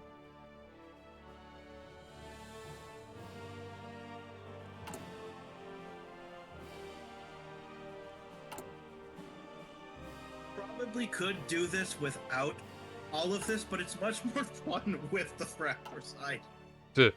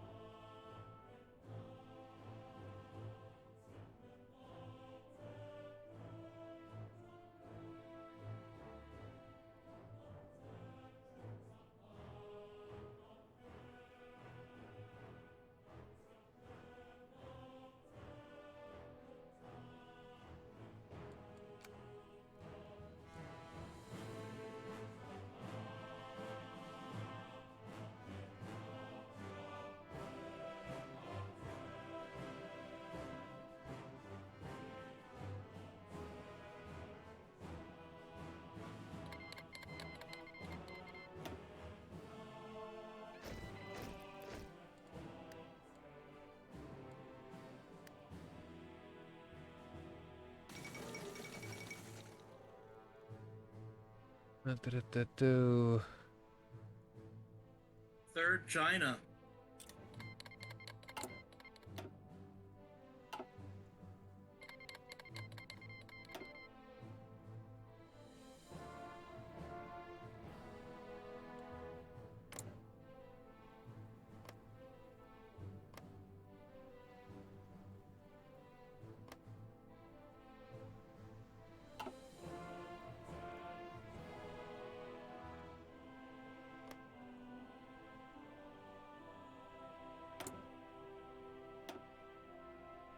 It's just funny to me that there's the Pacific States of America.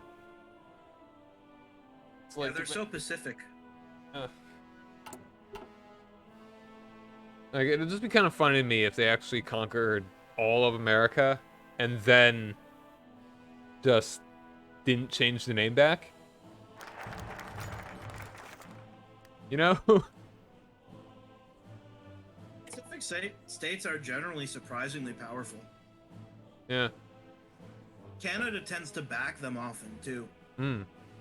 Reorganization of the Vilayet law. Based on the ideas of Tanzimat reformers during the late 19th century, with special credit to Midhat Pasha, the old Eyalet system was replaced by a system based around Vilayets, Sanjaks, and Khazars to mediate issues raised by the minorities that these didn't represent their groups to the fullest. Each of these provincial levels are accompanied by an administrative council to assist the walis and kaimakams. In practice, however, this solution would do little. Would do little as a combination of corruption, incompetence, and the reliance on the vilayets on instructions from the capital would lead to a wide array of issues, making them mostly ineffective. In an attempt to combat the inefficiency and increase the input of regular citizens in the government of their immediate surroundings, the councils on the vilayets level will be expanded into full regional parliaments, which will serve under the federal government but have the power and ethno-religious diversity required to effectively cater to the issues posed by the vilayets. Furthermore, Sanjak will be abolished to avoid unnecessary. Oh yeah, I should be paused. I have to choose my other thing. To avoid unnecessary administrative bloat, but may be reinstated in specific vilayets if the provincial assembly deems it necessary. The wali or governor will be democratically elected amongst the people of the vilayet and confirmed in his position by the sultan through iraid. Elections from the provincial assembly and the wali will be held every 4 years in between two federal elections. A leap towards the future, political power and elections of the provincial assemblies. Mohammed bin Abdulaziz Al Rashid. Tragedy struck once more today as Prince Mohammed bin Abdulaziz Al Rashid, brother of our former emir, also met his maker. The prince, who had conceded the throne to his brother and stood by his side during his unusually long, for a Rashidi emir, reign, found his death during a visit to a subsection of the Shamar. Ambushed by unknown assailants, his horse was reportedly shot from under him, and himself after falling trampled by the assailants' camels.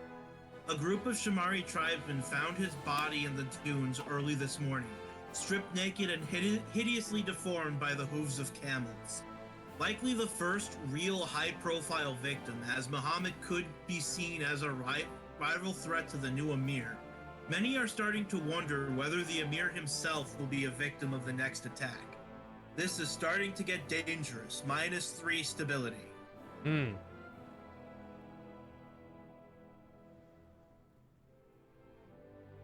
Alright. Redistribute Miri land. Although the ideas of private land ownership were introduced into the Ottoman Empire during the 19th century, and land redistribution was performed, large parts of the empire still remain either state or direct royal property. This absence of private land tenure decrees decreases production, which brings despotism, since there is no cause for people to work. As the liberals believe that humanity needs freedom to succeed, we must open these lands to private individuals. Gotta be careful with this one. Gonna make the dudes less happy. I've got 109 right now, so I will. Yeah. I'll lose 30, Most but of what you do will make them. yeah. Like, I will lose 30, but I'll gain 60 Arab nationalists. So it's a net gain. Yes, but the Arab nationalists won't prevent your government from falling. Gotcha. Coalition talks with DF. Okay. Ready to unpause? Yeah. There's civil war.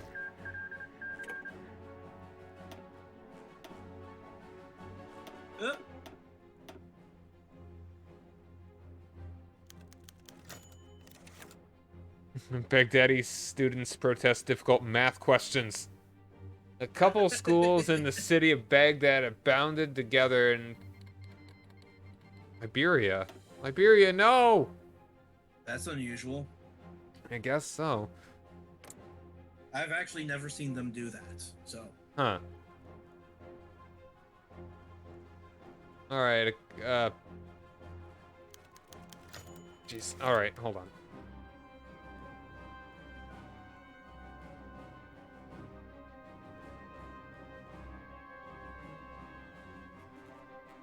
Alright, Baghdadi students protest difficult math questions. About the pursuit of common enemy, math. In some places, even supported by their teachers, close to 100 students have come out on the city's streets to protest against the difficulty of their mathematics exams, which are enforced under the national curriculum. It's not the first time that this has happened in Baghdad, and it's unlikely to also be the last, as the Education Ministry is ignoring their demands, claiming they are just lazy students, and to stop wasting their time protesting and instead devote their time on their studies. ... Lose 1 stability. At least they're not using the yo-yos anymore. Oh, those damn yo-yos.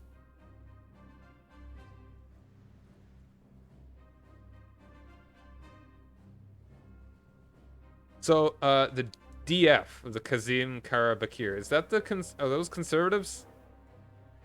Or hold on, DF, that's 33.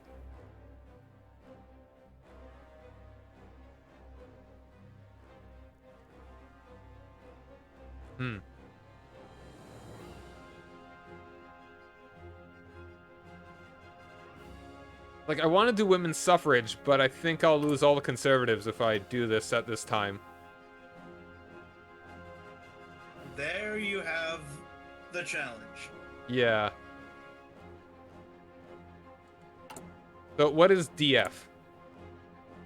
Like, coalition talks with DF. They might be the centrists. There's a couple different parties. Like, it should tell you like what the breakdowns are. Like if you go to the decisions tab. Okay.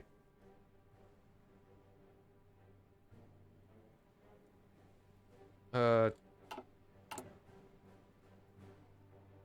mean, it says, whilst we may have won the election, we do not have the majority required to form a stable government. To solve this issue, we must open negotiations with the other winner, the DF of Kazim Karabakir. Yeah, that's probably the conservatives then. Alright, I could fund the Ministry of Religious Affairs. That will get me support for the conservatives. That'll offset the losses that I would get from women's suffrage. Religious affairs. Sure. I'll do that.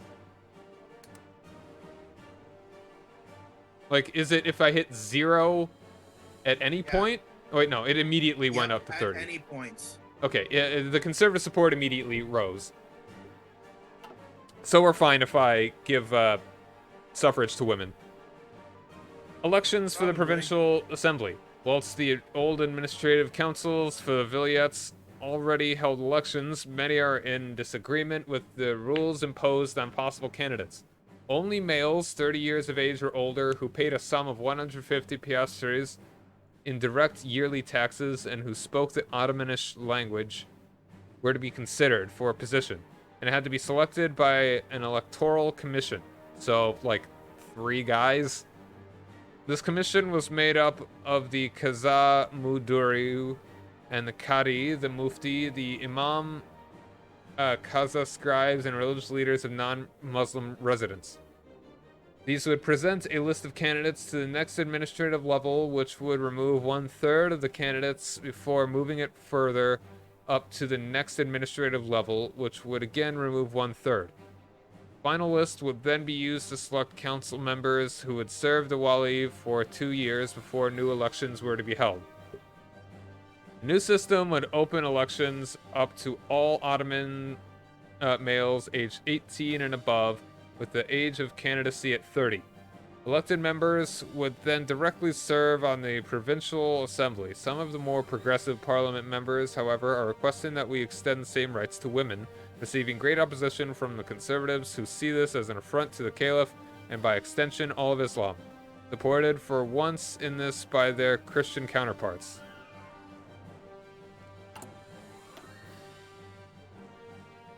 Let's see. Alright, independence. How many independents do I actually have? None. Alright. Enact women's suffrage.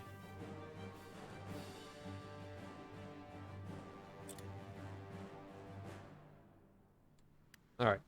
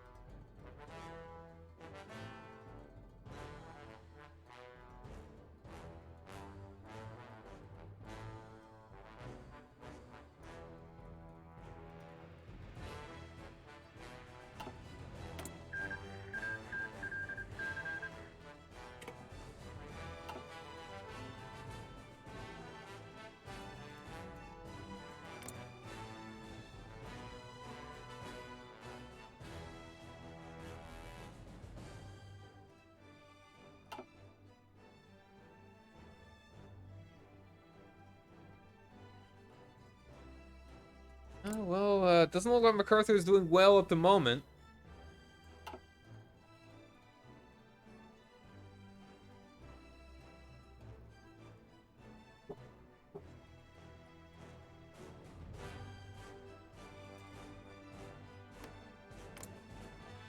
Freaking Canadians stole the Northeast. As always. Not always. It depends on what the event says. Oftentimes it just stays a demilitarized zone.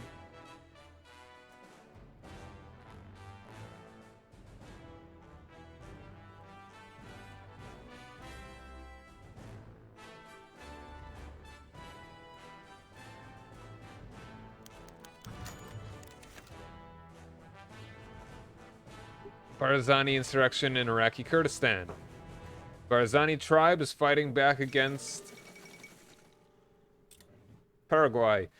Their growing loss of power in the empire as a coordinated offensive by Ottoman army and air force has slowly been pushing them out of their territories towards Iran. The Barzanis, led by the charismatic Mustafa Barzani, have long been fighting against the Port, who has in recent years been responsible for the death of both his father, grandfather, and two brothers in failed insurrections over the last decades. I think I actually heard of this before. This actually happened. Combined air power responsible for the bombardment of dozens of villages and a land offensive by the army, however, seem to now be breaking the final resistance as the sheer force of the modern arsenal, brought by the Padishah's finest, is overpowering what little resistance can be offered. Other Kurdish tribes, long rivals of the Barzanis, have also granted support in the form of regulars to the Turkish forces in the hopes of acquiring their lands once the rebels have been firmly put down. Soon their pathetic attempts will be silenced for good. Dang. The death of Abdallah bin Hamid al-Rashid. The murderous rampage has now reached international levels, as Abdallah bin Hamid al-Rashid was murdered 20,000 feet above Diyarbakir. The aging prince, who had grown tired of his brother's killings, had recently pleaded to the emir to put an end to the crisis, but was shunned by him, believing that his conciliatory tone was nothing but an attempt to take the throne for himself. Believing his life in danger after this confrontation, and hopeful that, if not in Hyle, he may find a listening ear among the Ottoman Turks, he traveled to Baghdad, where he was allowed passage on a postal plane to the capital. This plane would prove to be his final trip ever, as just as refueling in Mosul, one of his co-passengers threw the prince out of the plane at high altitude. Although no one knows who ordered the attack, word has it in Hyle that this murder has finally woken up the emir and prompted him to take decisive action in the matter. Let us hope a solution is found. -3 stability. Wow. I'm at -8 right now. Wow. Democracy prevails in the Philippines.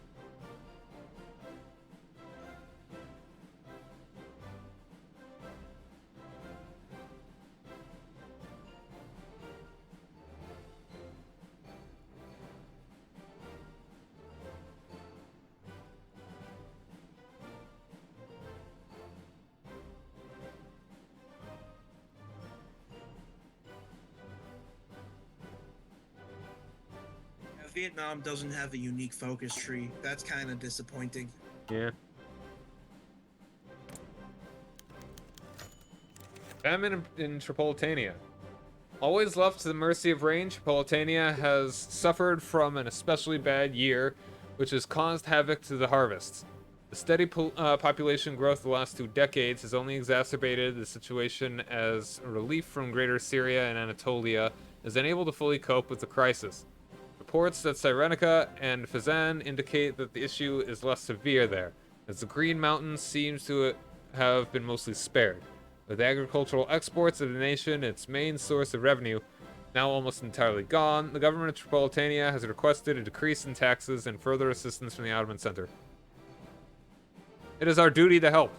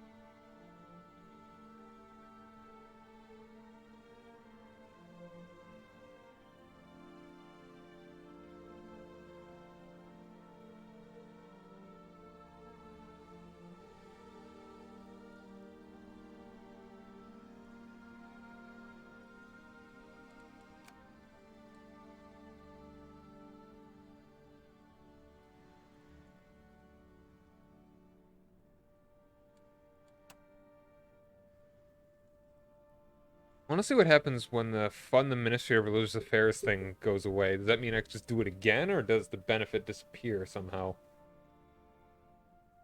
I just think you can't do it again. Okay.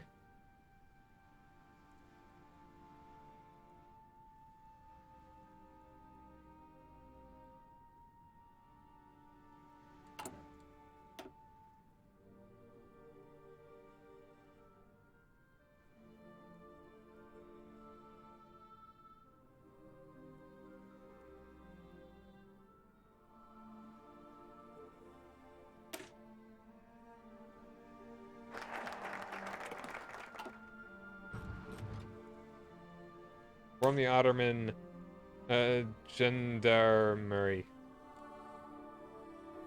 The Gender Armory. As the abolition of the Janissary Corps in the early 19th century, a variety of military organizations were established to ensure order and stability in the provinces of Rumelia and Anatolia. With the proclamation of Tanzimat reforms in 1839, these organizations were combined into the Gendarma, the Ottoman Gendarmerie. This organization, however, suffers from an over-reliance on Turkish manpower and its upper cadres, making it a prime target for reform. Good stuff then.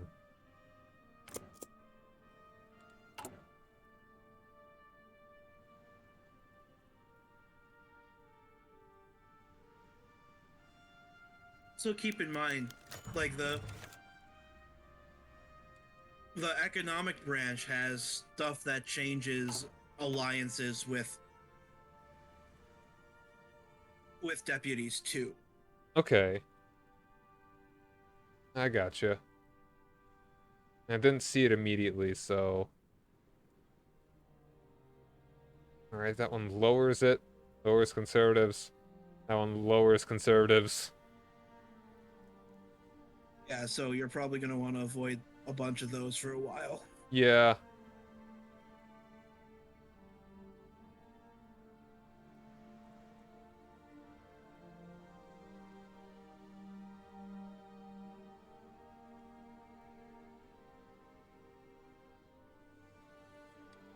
Last voyage of the Gul Jamal.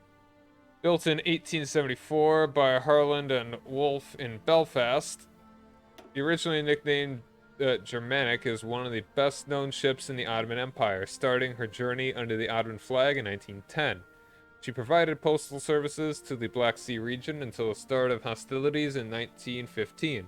Afterwards, the ship served with great distinction as an ammunition and troop transport until she was torpedoed by the British Navy.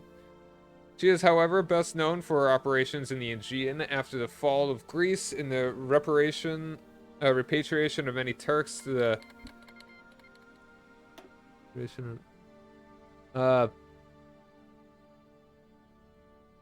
Turks to the Deccanese, and for being the first Ottoman vessel to reach the shores of America in 1921, where she proudly showed the Turkish flag.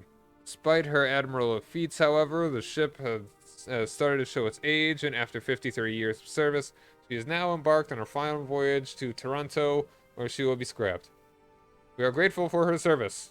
I gain nothing from it. I don't lose anything, I don't gain anything. Nothing.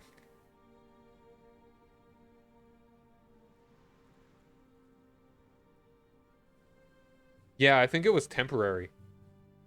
That bonus that the Conservatives got.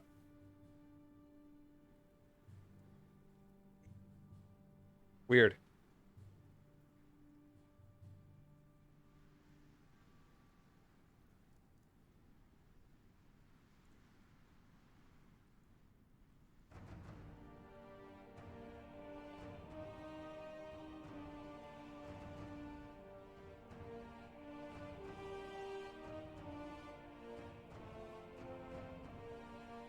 I'll do the coalition talks, then I think we could probably call it for the evening. Or do you want to maybe, like, call it right now? I was hoping to get through the fratricide. I've only got a couple days left on it, so. Okay. Coalition talks with the DF. Whilst they have... Yeah, okay, let's do it. See what happens.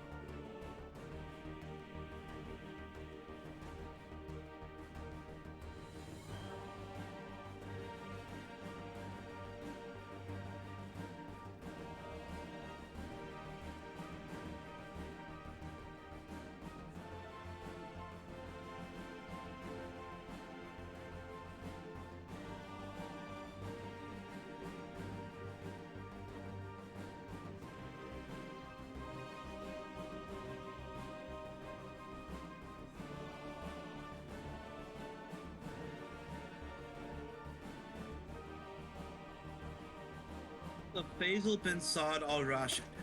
The family crisis is reaching ever closer to the palace as Faisal bin Saud al-Rashid, son of our former emir, was shot in clear daylight on the street.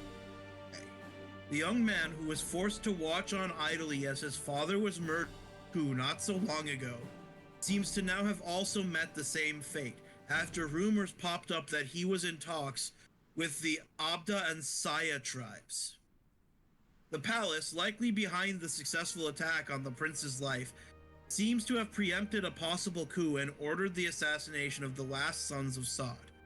Nonetheless, they seem to have failed in this, as Faisal's brother Obid bin Saud al-Rashid was able to escape and is now rumored to be taking refuge among the Abda. With the threat of civil war all the more likely as the Bedouin place their bets on the princes they prefer, the palace will have to come forward with an acceptable resolution to the conflict or risk their own heads. Time has come to summon the family. -3 stability.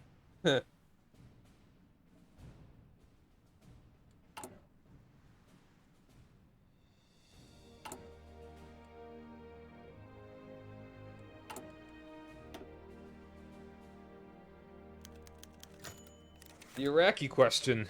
Oh boy. Alright.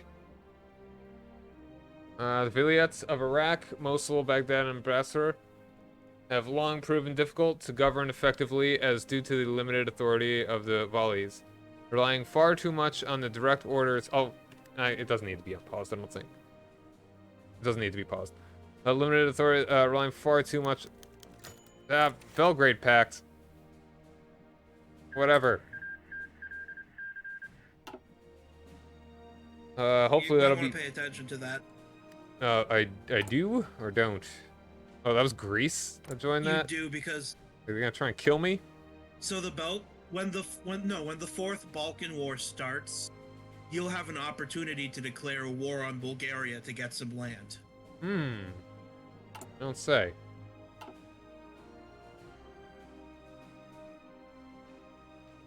All right. The direct order to capital and the abysmal revenues.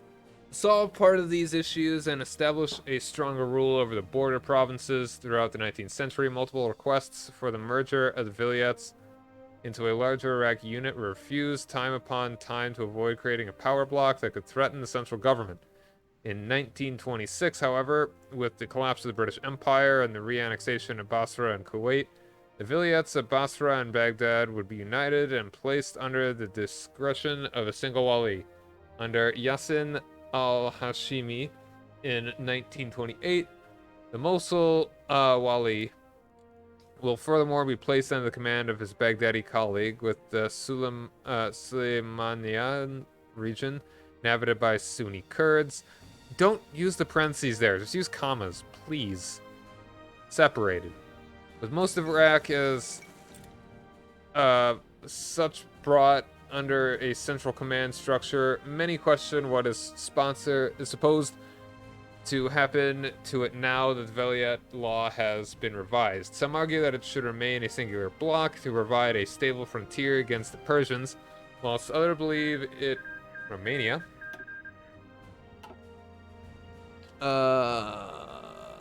I believe that due to its relatively large and diverse population, it should be split up into Sunni and Shiite part, both with their own provincial assemblies. The question of the Assyrian people in Basra also remains a sore point, as separating them into a separate entity would please the Assyrians but lead to issues with a large Shiite population.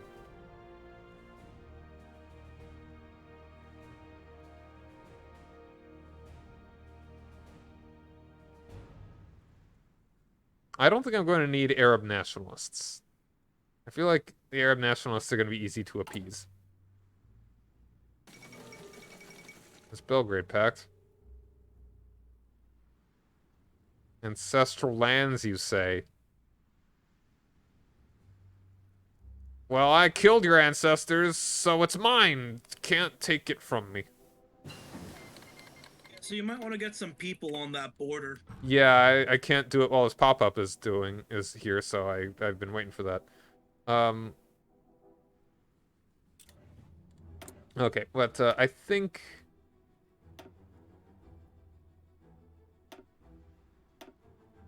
hold on. Let's do research a little early. I think I'm gonna go ahead and make. That's a lot of deputies, though. You know what? Let's make 4. All 4 different things.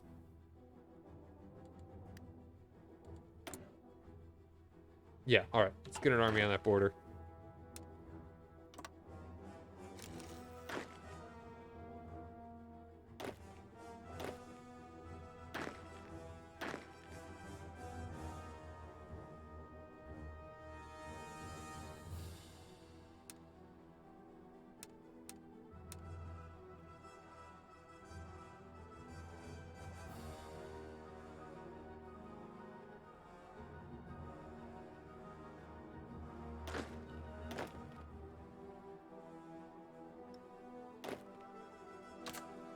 End of the succession crisis. Although many of the Rashidi princes refused the invitation from the palace, afraid that by coming to Hyle their own lives might be in danger, our emir was nonetheless able to set up a decent-sized family gathering.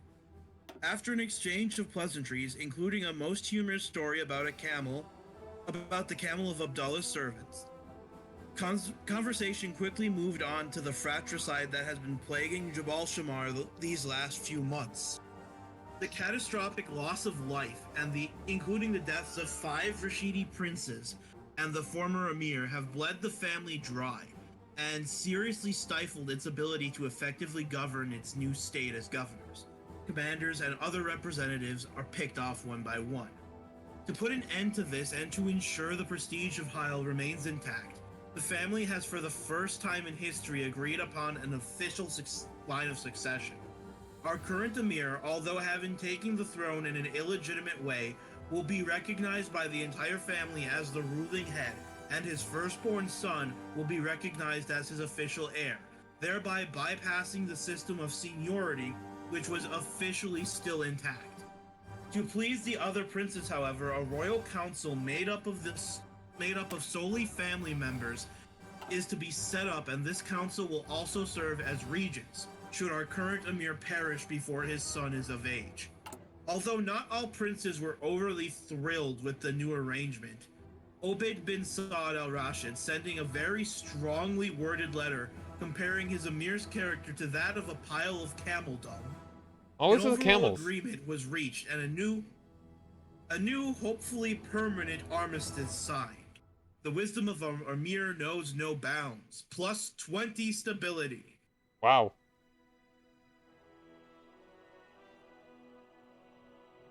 There you go. I am now at 11 stability. Hmm.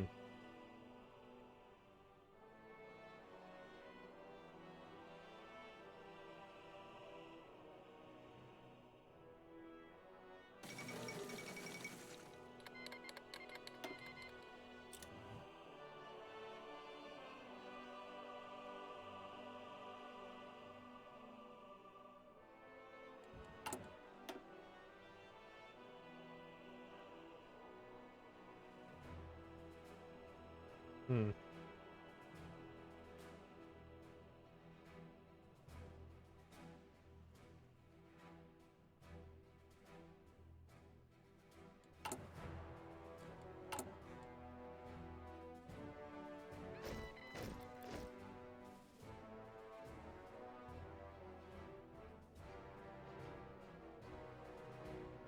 Yeah, hopefully there'll be like events that'll get me more conservative support or something.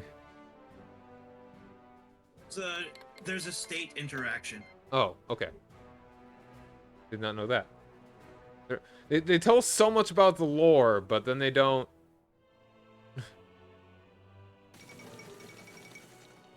And then they don't tell me about like the important stuff.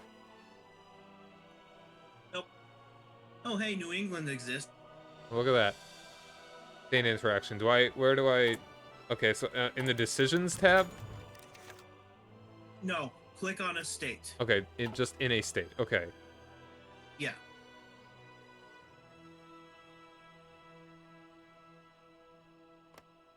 So, does it tell you what faction largely what faction the deputies of that state belong to? Centralist?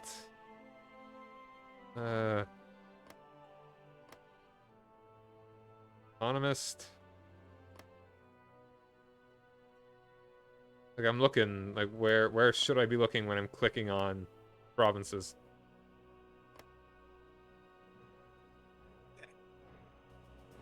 So, does something come up when you click on a province? Yeah. Do you see a little bar that has a couple options in it? Yeah. Okay, take a look at the options. Decentralized authority and centralized authority.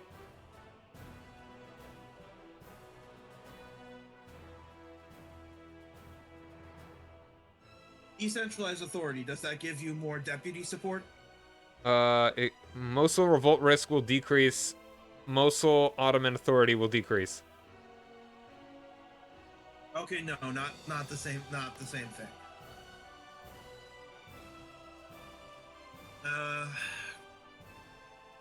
I can't see what you see when I click on things, so I'm trying to remember where it is. Like, you could take a look at the... You could open the stream and look. Oh, good idea. Okay, yeah, so I'm just looking at Constantinople right now. I've got a little square, a little box. Not Constantinople. Just anywhere? Yeah. Okay, Constantinople. Sure. I think... Oop. Give me a second to pull it up. Damn, airplane.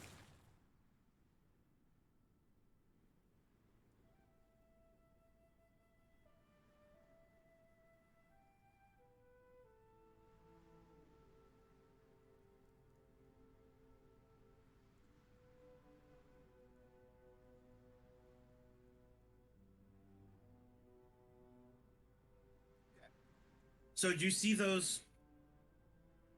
No, towards the top of that little insert. Do you see those three things? Yeah? It should be one of those.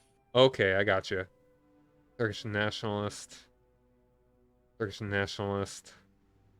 Okay, maybe just not in Constantinople. Yeah, each state has a different faction in it. So you want to find one that has conservatives in it? That's right, yeah, I remember that.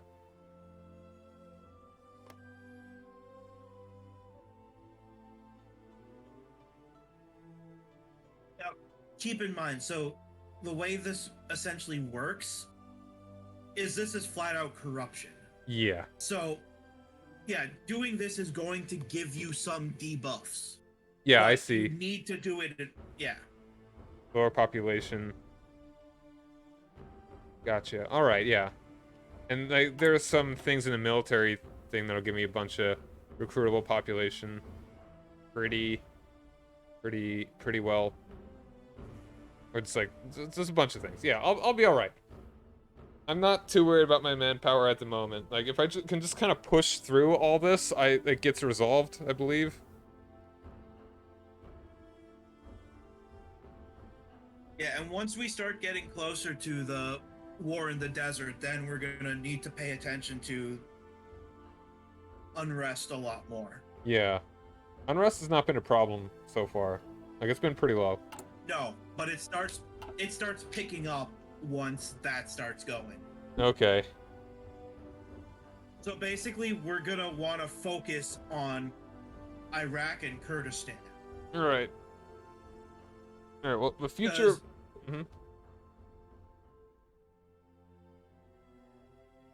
We can't prevent Syria from revolting, and Hazaz, I could probably take care of that, assuming I get my house in order. Libya, it doesn't matter. Yeah. Alright, anyway, I'll do this pop-up, and then I think we'll call it for the evening. Alright, the future... Okay, I'm good with that. The future of Ottomanism. Ottomanism, or the idea that all citizens identify with a shared Ottoman identity above their regional subgroups such as Turk, Arab, etc., has been one of the most influential ideas within the empire since the early 19th century. Far before the Young Turks took control after the Constitutional Revolution, the Young Ottomans were a group of reformers in the latter half of the 19th century that attempted to foster this identity, seeing it in the solution to the rise of nationalism amongst their subjects. The idea in practice, however, remained mostly unsuccessful as the various Christian groups never accepted it as their own, and pan-Islamism turned out to be a far more effective way to keep the Arabs and Kurds in check. The subsequent loss of massive swaths of Ottoman territory starting in the 1870s further caused great harm to the ideal, as with the losses incurred during the First Balkan War, the Christian group, singular apparently, found itself greatly reduced. The idea, at first held highly by the Young Turks, quickly lost prominence, as in its place nationalism rose. Greek nationalists, Armenian nationalists, Arab nationalists, and even Turkish nationalists all had conflicting opinions on the future of the empire, and through their actions, the hopes of an Ottoman identity free from religion have been almost completely shattered. Nonetheless, the idea never disappeared, and with the Young Turks shifting more and more towards Muslim nationalism, the liberal opposition used it as the counter-proposal to an ever stricter policy. With Prince Sabahattin now in charge, the idea has returned to the forefront as his ideas of a heavily decentralized empire want to encourage a unified Ottoman identity above regional identification. Whether the policy is realistic, though, is far less certain, as many important sociologists have pointed out that the turning point has already been crossed, and that a radical change in education policy to account for this identity would run opposite to the idea of decentralized policy. Interesting. And nothing. Alright, I'll just let the day tick, I will save, and then we'll call it.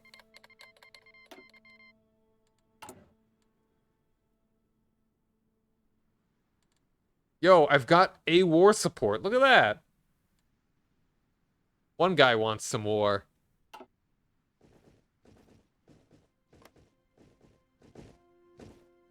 I see there's Bulgarian troops on my border. I don't like that.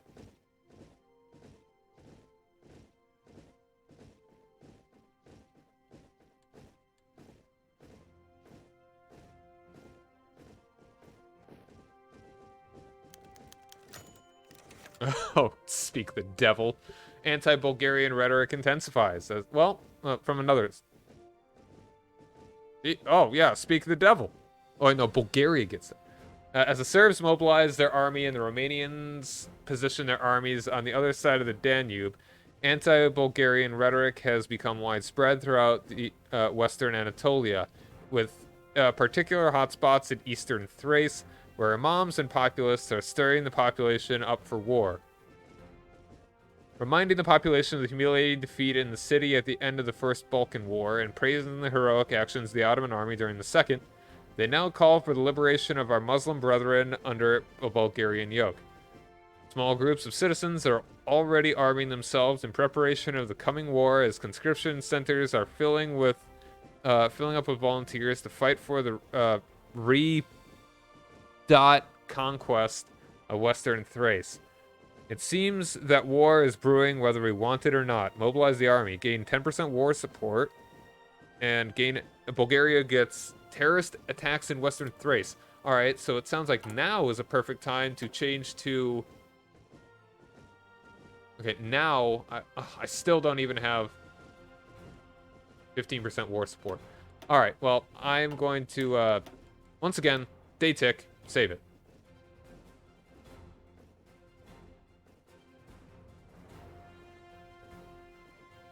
Things not looking good for the federal government. No, it does not. Alright. Shave game.